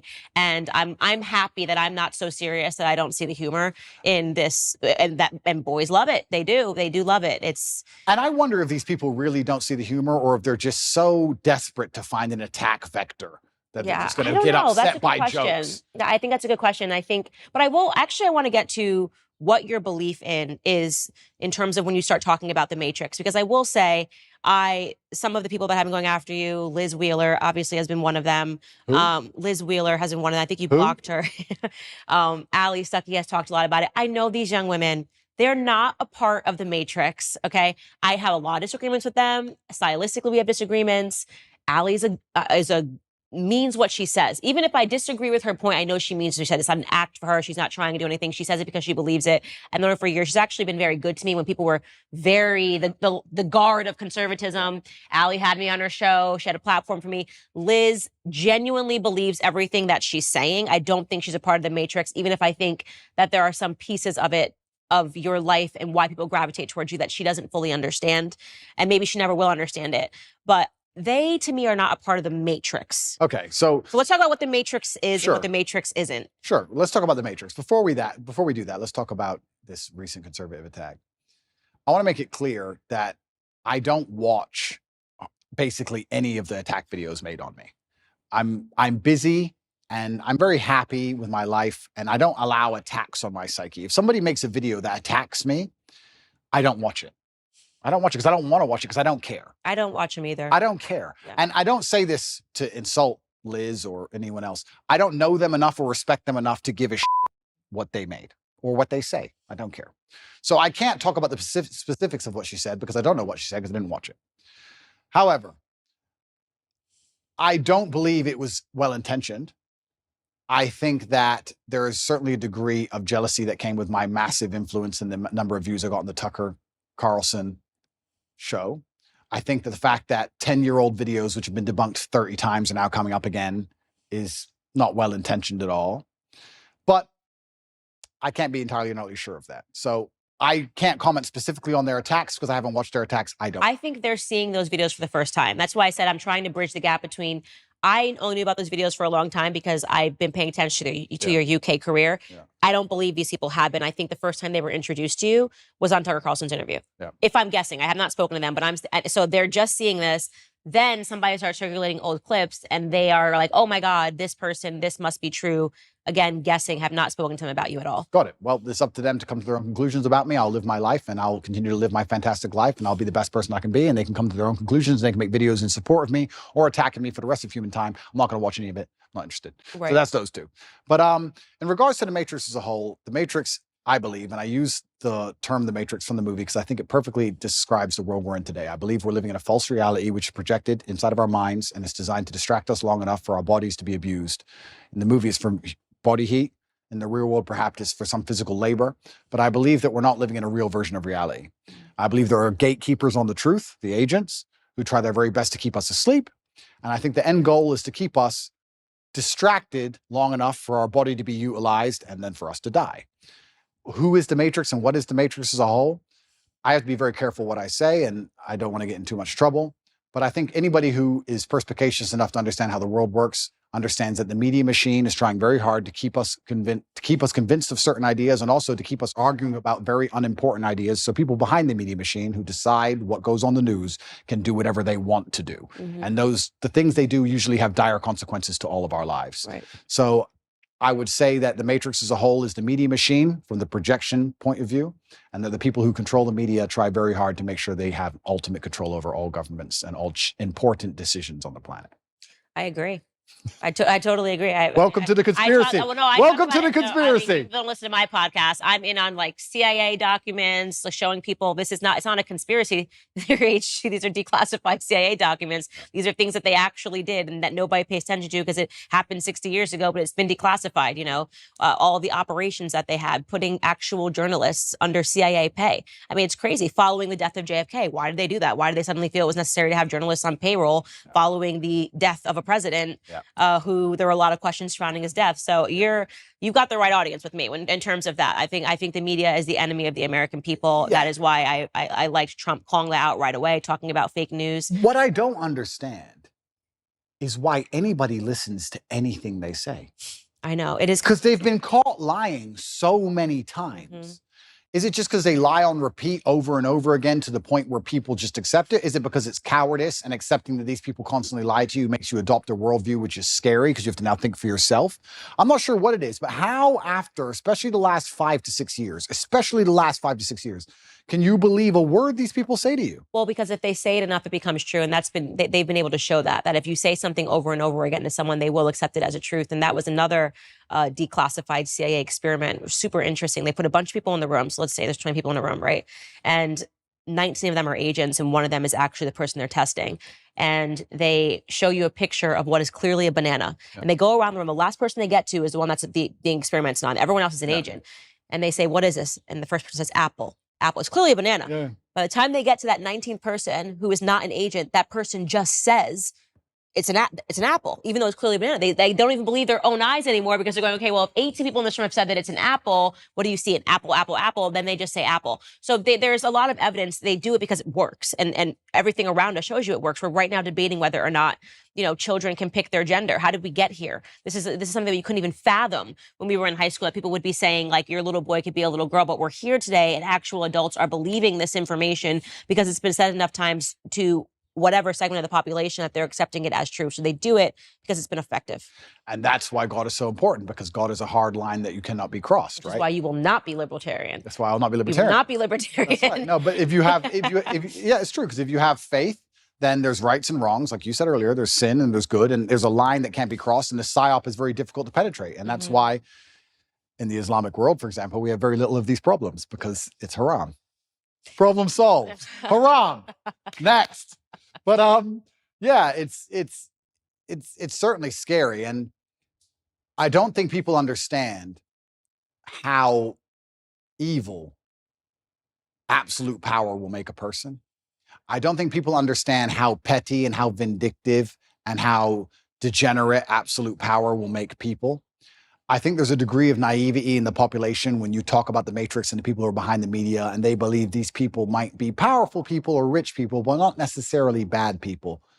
But unfortunately, I don't think they really truly understand the reality. I had a theory that I was arguing with somebody with, and I keep using COVID because it's a perfect example of the psyop. Everybody who once believed in COVID now no longer believes, mostly all of them, which I find actually remarkable. Because when I talk about COVID now, in front of 20 people, everyone's like, yeah, man, that was garbage. But during COVID, I couldn't find a single person who wouldn't wear the mask. I was like, oh, I'm by myself. I got arrested in Germany. Me and Tristan got arrested, surrounded by mask wearers in handcuffs. I'm like, what the? And I guarantee if I was standing in front of those people now, they'd all be like, yeah, COVID was stupid. It's amazing how people want to flip and forget reality. So I use COVID because people were fully psyoped, and now they're not psyoped. And I'm trying to wake you people up to understand something about how garbage it all is. I'm trying my very best to make people understand that the people who make the news have no interest in you being informed. Why would they make the news and broadcast it to you everywhere for you, little Mr. Nobody, to understand how the world works? Why would they care about you knowing anything that's important ever? You're not a slave if you're knowledgeable. And that's why I always say, go back to when we had physical slavery in America. A requirement to maintain that was ensuring that slaves didn't learn how to read. That was part of the slave code. They weren't allowed to learn how to read. And if you were caught teaching a slave how to read, you too, as a master, would fall victim, right? And that it was so important for them because they know that an educated mind can't be enslaved. Absolutely. So the goal of the mainstream media is to keep people stupid. And it is why I think that despite the fact that you admittedly say that you are not a conservative, and despite the fact that I don't think you're overtly political, none of that really matters. I think what matters now is what you will do with the platform that you have, completely. What impact you will have. Completely. And inspiring people to free think and to not believe all the slave programming which is told to them, and to not just follow lockstep with the lies that are given to them, I think in and of itself makes you a conservative, and to a degree makes you political. Unfortunately, now that's how the divide exists. If you're teaching people to think for themselves and be strong people of agency and self-respect, then you're going to be on one side of the political spectrum. And if you're teaching people to be the absolute opposite, you're going to be on the other side. And by extension, I guess I am political and I am conservative, just because I'm telling men to stand up and to be strong and to think for themselves. And that makes you resist the slave programming. And I like to believe that the conservatives themselves have resisted slave programming the most. But yeah, it's a scary world we're now living in, where things that I'm saying, which were basically completely accepted by the entire population 15 years ago, are enough to make me the most hated man in the world. Isn't that crazy? I think the things I'm saying are things that were widely accepted for a very long period of human time. I think they're the things that are still widely accepted in most of the world today. I think it's the decadence of the West that allow us to pretend these ideas and these realities don't exist. And I don't know how long we're going to last under this false reality. I don't know how long society can possibly function with the insanity that they're trying to purport on the population of the West. The fact that so many calories in the Western world, genuine calories from food and human time, is wasted discussing pronouns and trying to get somebody's pronouns correct in a sentence that they've made up, which change at random. Think of the absolute insanity of that. And how long can a society actually function with that degree of decadence and absolute asinine behavior? I don't know how long it can even function anymore. I think the West is in a lot of trouble. And it's almost like, especially certain talking points, and I find myself guilty of it as well. We talk about certain talking points which are pushed to the front. And I kind of feel like they are a mass distraction. They have to be, because they're so ridiculous. But the problem is, there's a certain percentage of the population that genuinely believe them. I would love to live in a world where they try and push the idea that a man is a woman, or that a man can change to a woman and then compete in women's sports without an advantage. I would love for them to try and push that idea and for everybody to go, this is stupid, next, no. But because some people believe, we have to now waste our time discussing and debunking the most obvious, hello, water is wet. We have to sit here and talk about the sky being blue for days and weeks and years almost at a time. Talk about the ultimate distraction tool by the Matrix, for them to sit there and go, you know what?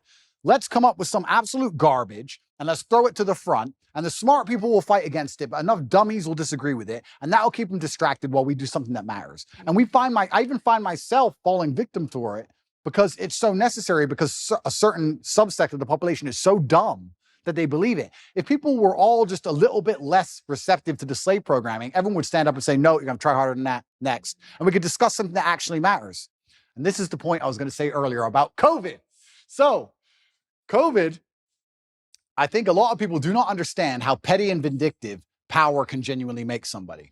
And I had an argument with a friend of my brother about 2 or 3 years ago during COVID, when you had to wear a mask when you went in the restaurant, and then you sat down, you took it off, and then you ate, and you put it back on to go to the toilet, you took it off. And I said, I hope you understand there is someone somewhere, some billionaire on a yacht, who is doing this as a compliance exercise, as a joke. I know. As a joke. And he goes, why would you do all that just for a joke?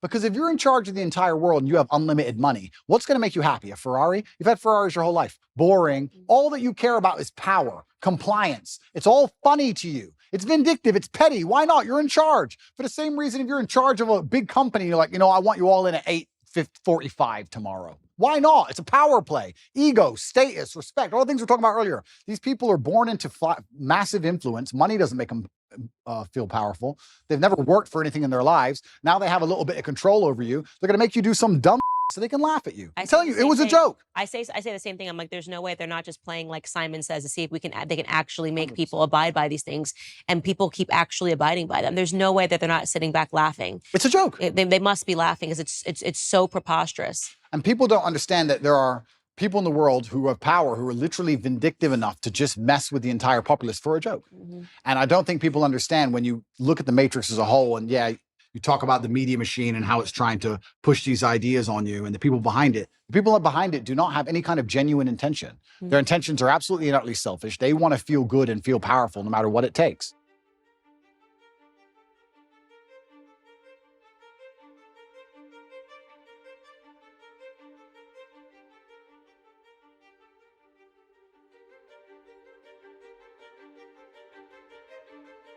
Kind of evil and scary that these people have a worldview which is so logically flawed, is so devoid of genuine rationale, that they have to go to the most susceptible subsect of the population to inject it. Which is why you should get married, because the guard against that is strong families. Is it? It is a nuclear family. It is a mom and a dad sitting around the dinner table saying, what did you learn at school today? It's mom guarding at home, going through their homework and seeing what they're learning and saying absolutely not. And it's dad going to work, building, and that nuclear family is the only guard against handing over your children to the government, which is why in the next 5 years, I just think you should get married. The only guard except Islam. Well, no. I don't have to worry about my children's homework. Thank you very much. It's all handled by God. And it's interesting you said that, though. It is a good point. And I think Matt Walsh actually said something about me having, I have children from a few different women. I don't like to give details on it. But so does Elon Musk. And I do think, although this may be elitist, I will state here that at a certain level of finance, it's not the same crime as it would be if I was a traditionally financed individual. I can afford 2 or 3 families, and I can afford to see them all, and I can afford to go to 3 countries in a single day on my jet if I need to.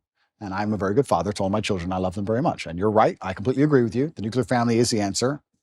My solution is not the solution for everyone, but the nuclear family is the answer. I agree with you. But Islam is also an answer.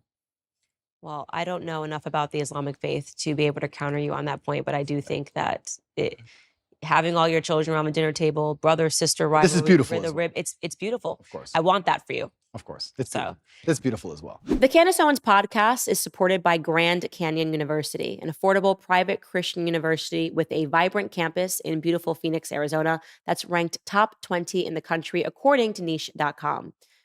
GCU is a missional, Christ-centered university that strives to foster a culture of community, giving, and impact. GCU's goals is to help you develop into a servant leader who makes a difference through finding your purpose and fulfilling God's plan. With 330 academic programs and over 270 online as of June 2023, GCU integrates the free market system with a welcoming Christian worldview into your bachelor's, master's, or doctoral degree. And you'll have support from your own university counselor who takes a personalized approach in helping you achieve your goals. So find your purpose at Grand Canyon University. Private, Christian, affordable. Visit gcu.edu. Okay. But sorry, I'm not. I have to. We talk about Darwinism. I'll ask you another question because I'm very interested. Do you think abortion is Darwinism? It's an argument that can be made, right? Killing off your own offspring, it means that you're not putting your offspring into But like these people with the sign, I killed 10 of my kids. Isn't that, I mean, it's evil, it's satanic, it shouldn't happen. I'm not saying that it's a good thing. I'm just asking, is there a Darwinistic element to all of this? That when I look at that the earth will be populated with conservatives because their ideas. I mean, my husband always says the left is a death cult. If you look at all of their ideas, they lead to death, right? You can't procreate. You're killing off your own offspring. Every single one of their ideas leads to death and destruction. It's unbelievable. So in the end, you'd have to have the perspective that conservatives win naturally because we're talking about if we own the culture. Yeah. But we don't. So what they're doing is they're using the culture to psyop enough young children who are not living a traditionalistic life, or like you're saying, or not having a strong family, nuclear family to keep them against the slave programming. And they're using them to create the new generation of death cultists to continue to keep humanity under attack.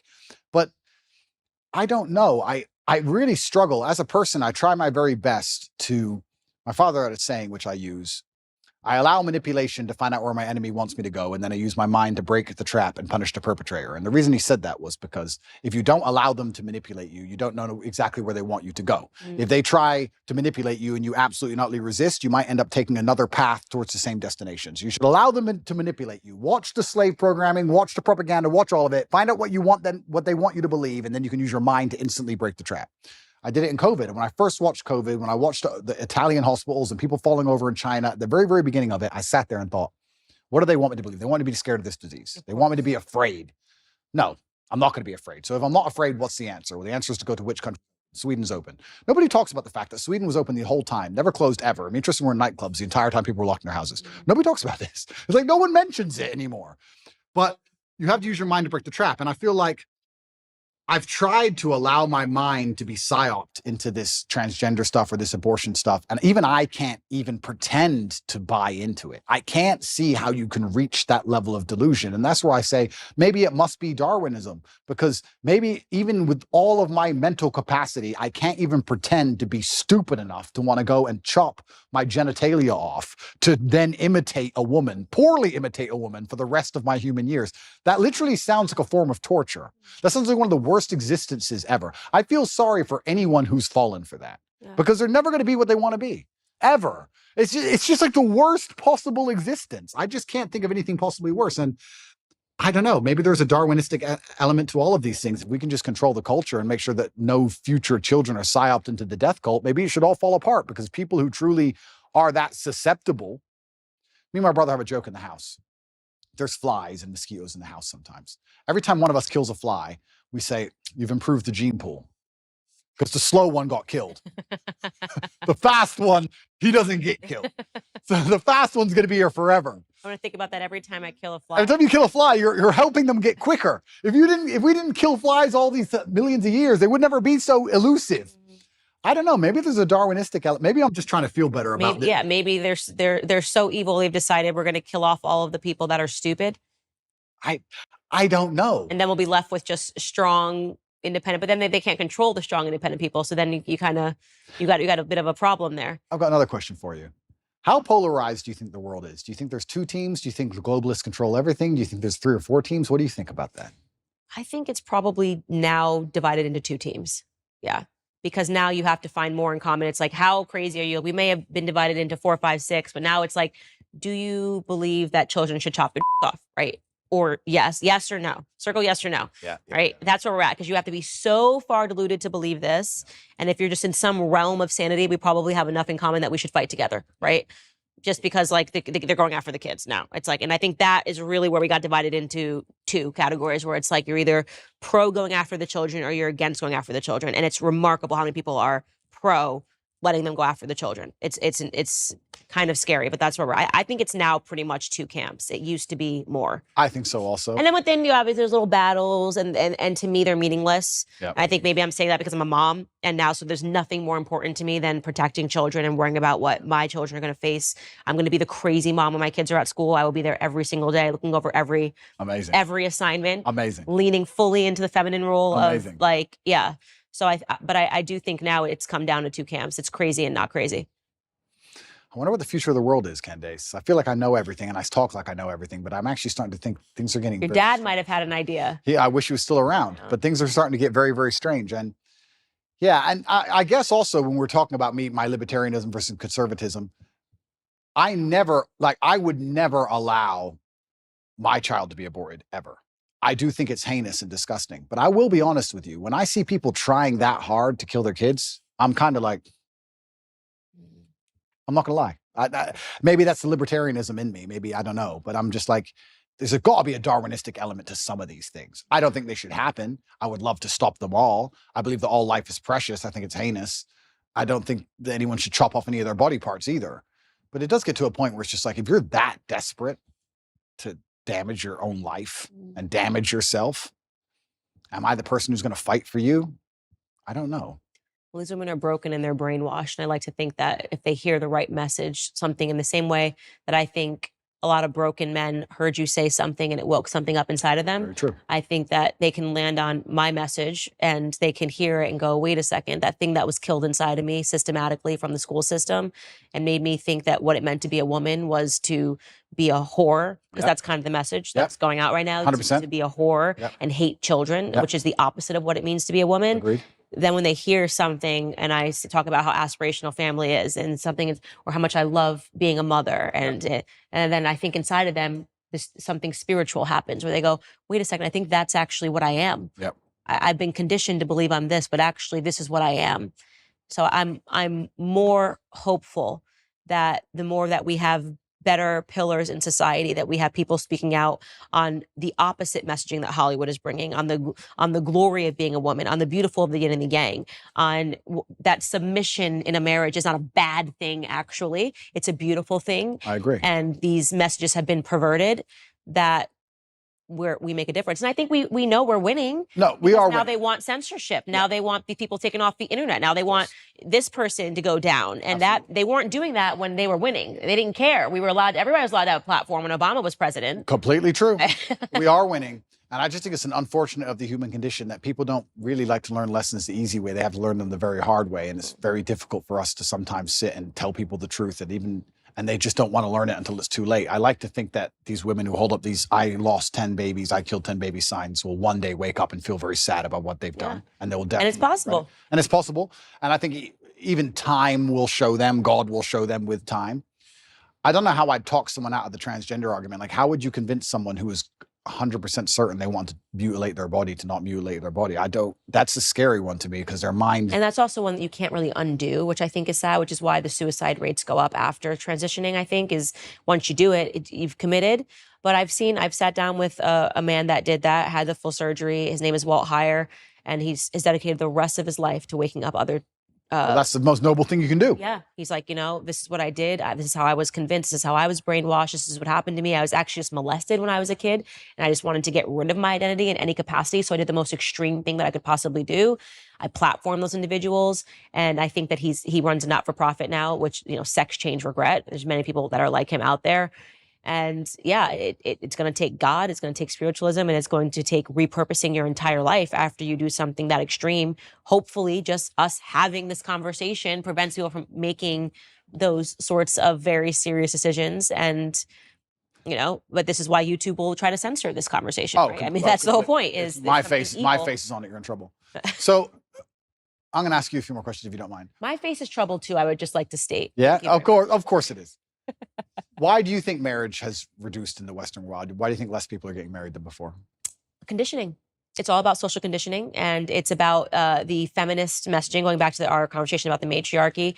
They've totally conditioned women to believe that marriage is a trap, that you are going to be unhappy, that you are going to be sacrificing your freedom, when in reality, I got more freedom than I ever had when I became married, because I finally became a secure woman. Yeah. I knew what my purpose in life was when I had children. Yeah. Everything else is so stupid and meaningless. How could you think you were going to find your purpose at the bottom of a Red Bull vodka at One Oak, Candace? You know what I mean? How could you think that? Well, because that's what Hollywood told me. That's what I saw on MTV. Yeah. And I thought that was all aspirational. I look at those women, I think they're miserable. I look at these women that are still finding their freedom. I say, find the number one feminist that and ask yourself a question. Do you think she's happy? Completely. Chasing her career. Do you think Chelsea Handler's happy? Never. Right? And the answer is no. And so I'm lucky that I got that wake-up call. I'm blessed that I got married. I'm blessed that I have, 3 children now with this one on the way. And the more that I can talk about how happy and fulfilled I am for the first time in my life, right? Not when I was drinking and pretending to be happy, but for the first time I actually am happy. And I got those things by finally realizing that the message that those things were going to constrain me was utterly false and was meant to put me down a path of misery. Why do you think men are not getting married? That's women. Do you think men have something to do with it as well? Same thing. I think, well, first and foremost, and I speak out on this, women are not desirable right now. Everyone's a Kim Kardashian clone. I asked you earlier, what don't men want? And you said promiscuity. Well, that seems about the only thing that's being offered right now. When I open my Instagram and I've got butt cheeks and I'm going, people are like, I don't understand why no one wants to marry. This woman's been married 4 times. I'm like, well, I can understand it, because even if men think they want it in the short term, when you see a girl, she's half naked, she looks good. Yeah, sure. You probably do want to have sex with her. I bet you're wired that way. You're hardwired that way. Yeah. But then what happens after you have sex with her and you realize that so did 20 other dudes 100%. In the same week, you don't want her. You nailed it. You absolutely not only nailed it. And this is where we're in such a difficult, it's a race to the bottom between the 2 genders, right? Yeah. As the women act worse, the men act worse by extension. Yeah. Because if you're going to be moral in an immoral world, you're going to end up wrecked. Right. So it's getting harder and harder. So we have to kind of fix one of the genders first. Women aren't desirable right now as in the Western hemisphere as a whole. And of course, finding a wife is hard. Finding a wife is hard. And it's because women are literally being conditioned to behave like sluts. Completely. And they're also being conditioned to leave the man as soon as things get difficult. Mm-hmm. There's a lot of programming in this I don't think even many people pick up on. But women are conditioned to act a certain way before marriage, but also during marriage, men and women are conditioned differently. If you have a man who's been married for 10 or 15 years, and let's say he doesn't sleep with his woman anymore, and he goes on TV and says, me and my woman have been married for 15 years, we no longer have sex, I'm not satisfied, I should leave. Everyone will say to him, no, you can't leave. You can't leave her just because she won't have sex with you. Are you out of your mind? Are you crazy? Stick by your woman. She has an emotional problem, etc. If you had a woman who said, I've been married for 15 years, I've been with him, I'm not attracted anymore, I don't have sex with him anymore. You deserve freedom. You can go get someone else. Why are you putting up with this? His feelings aren't your responsibility. So it's actually very interesting. Also, the psyop happens post-marriage. Women are also attacked post-marriage to not try, not stick around, not worry about their husband's needs. Speaking to your point, one thing I speak to the young women that follow me about is making an effort after you get married. This idea, I was reading this ridiculous column, Ask Jane, where a guy was writing in earnest saying, I love my wife. She's a wonderful mother to our children. We've been married. She had 1 child. 2 years later, she gained 50 pounds and hasn't lost it. Yeah. And the Jane wrote back to him and yelled at him for saying, he's like, I'm not attracted to her anymore. I don't want to. Just yelled at him for even saying this. And I'm going, no, why are you yelling at him for being honest? The idea that marriage is a finish line is problematic. That, oh, well, I got the guy, I pretended that I like to work out and go to the gym, and now that I've got him, I'm going to gain 200 pounds and he's just stuck with me. That is a poisonous mentality. You should make an effort for your husband. That's part of marriage, is caring about each other, caring about each other's health. Health is wealth.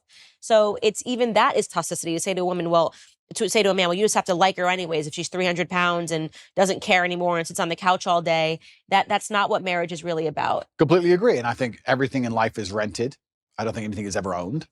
I think that your health is rented and you have to pay the rent every day. And your marriage is rented and you have to work on your marriage every day. And your business is rented and everything you have is rented. I think the idea that even owning anything or anything as a finish line is wrong. You don't just start a company and go, okay, I'm rich now. No, you got to work on that company every day. It's rented. You don't just get in shape and go, I'm in shape now, it's done. No, absolutely everything's the same, and a relationship is exactly the same, and I completely agree with you. I think that the breakdown of the nuclear family and the breakdown of marriage in the West is actually one of the ills and one of the big problems with it. I am not married myself, so I'm not being completely, I don't want to come across as hypocritical, but I do think that is actually a fast way to a degree to solve a lot of problems in society. I do think, though, in the current setup of society, I think the reason a lot of men are also rejecting marriage is, one, because there's not many wives to find, but two, I think a lot of men find themselves very unhappy in marriage because the women have no interest at all in satisfying them, like you said, or no interest at all in their needs. And they end up scared of divorcing her because they're going to be bankrupt in a marriage where they don't feel respected. Kids don't listen to them, and they're not the king of their own household. So what would be the attraction in getting married unless you're going to be the king of your own household? And that can be extrapolated and discussed in two different ways. One about feminine submissiveness, but also about masculine accountability and excellence. Because I think if you're truly an excellent man, you can be the king of any household. So it's very interesting. It's kind of interesting how all arguments come back to almost the same base biological things. And you teach women to be good women, you teach men to be good men, and everything kind of works out after that. And if you break those two things, everything built on top of it completely degrades and breaks down. Because even all the other things we discussed how masculinity would have prevented a lot of the COVID crisis. We can talk about how genuine masculinity or a good nuclear family and anti-propagandist dinner table can prevent a lot of this transgender insanity. There's so many things can be fixed with a man being a man and a woman being a woman. It's like the ultimate cure. Is what I always say, and it's so natural, defining the roles in the household. So like me, my husband had to sit down, and it just was. I had a natural proclivity to do certain things. I always give the greatest example. When a baby is born, the men don't know what to do for the first. You just need your girls. You know, they just are. What do I do?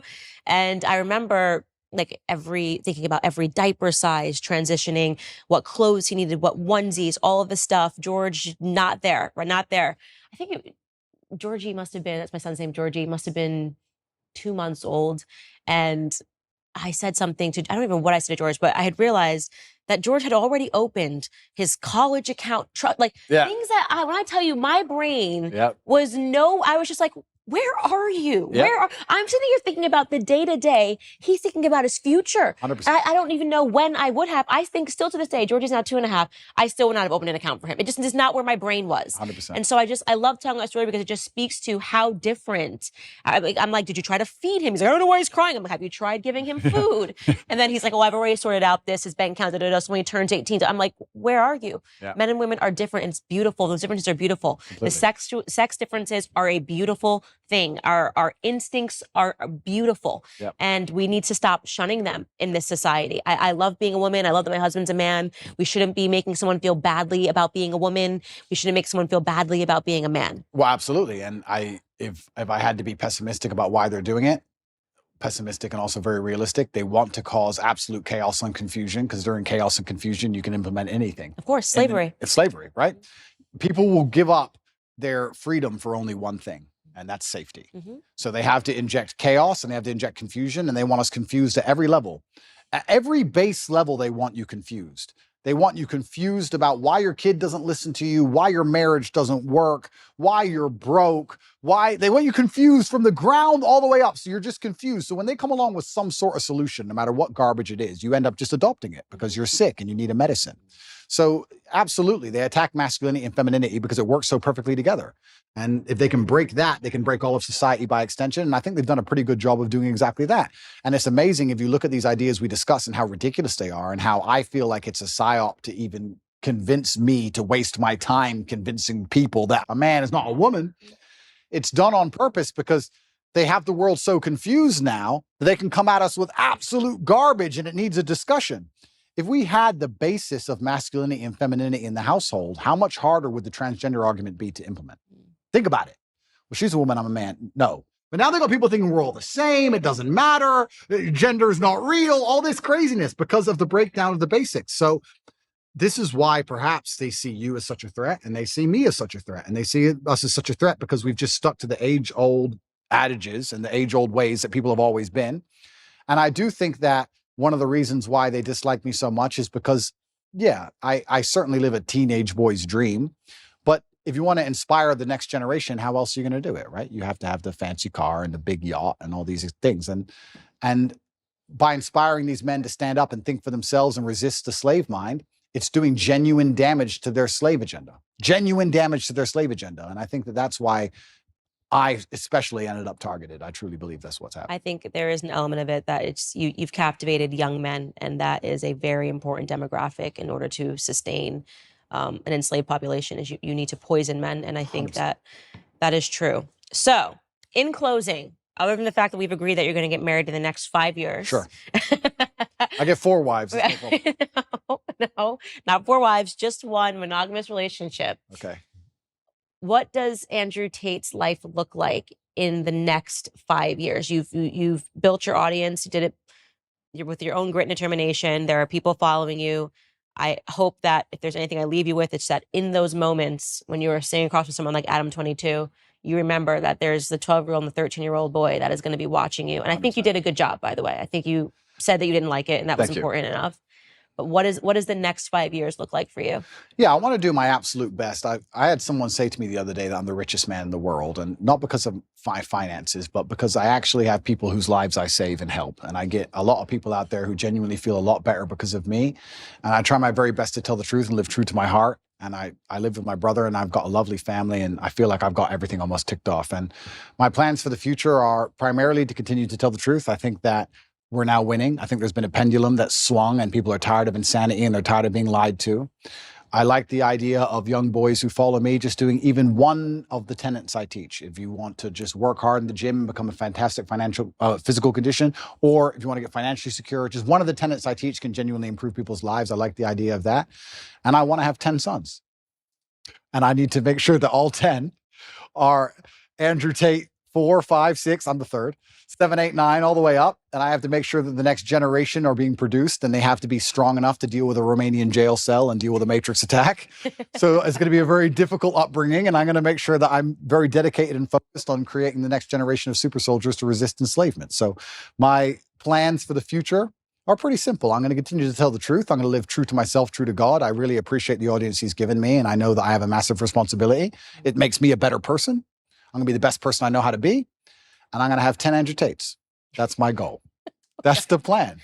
Well, you heard it here first, ladies and gentlemen. If you thought one Andrew Tate was bad, you've got 10 more coming at you in the near future. Andrew, thank you so much for taking all of this time. Such a good conversation. Thank you.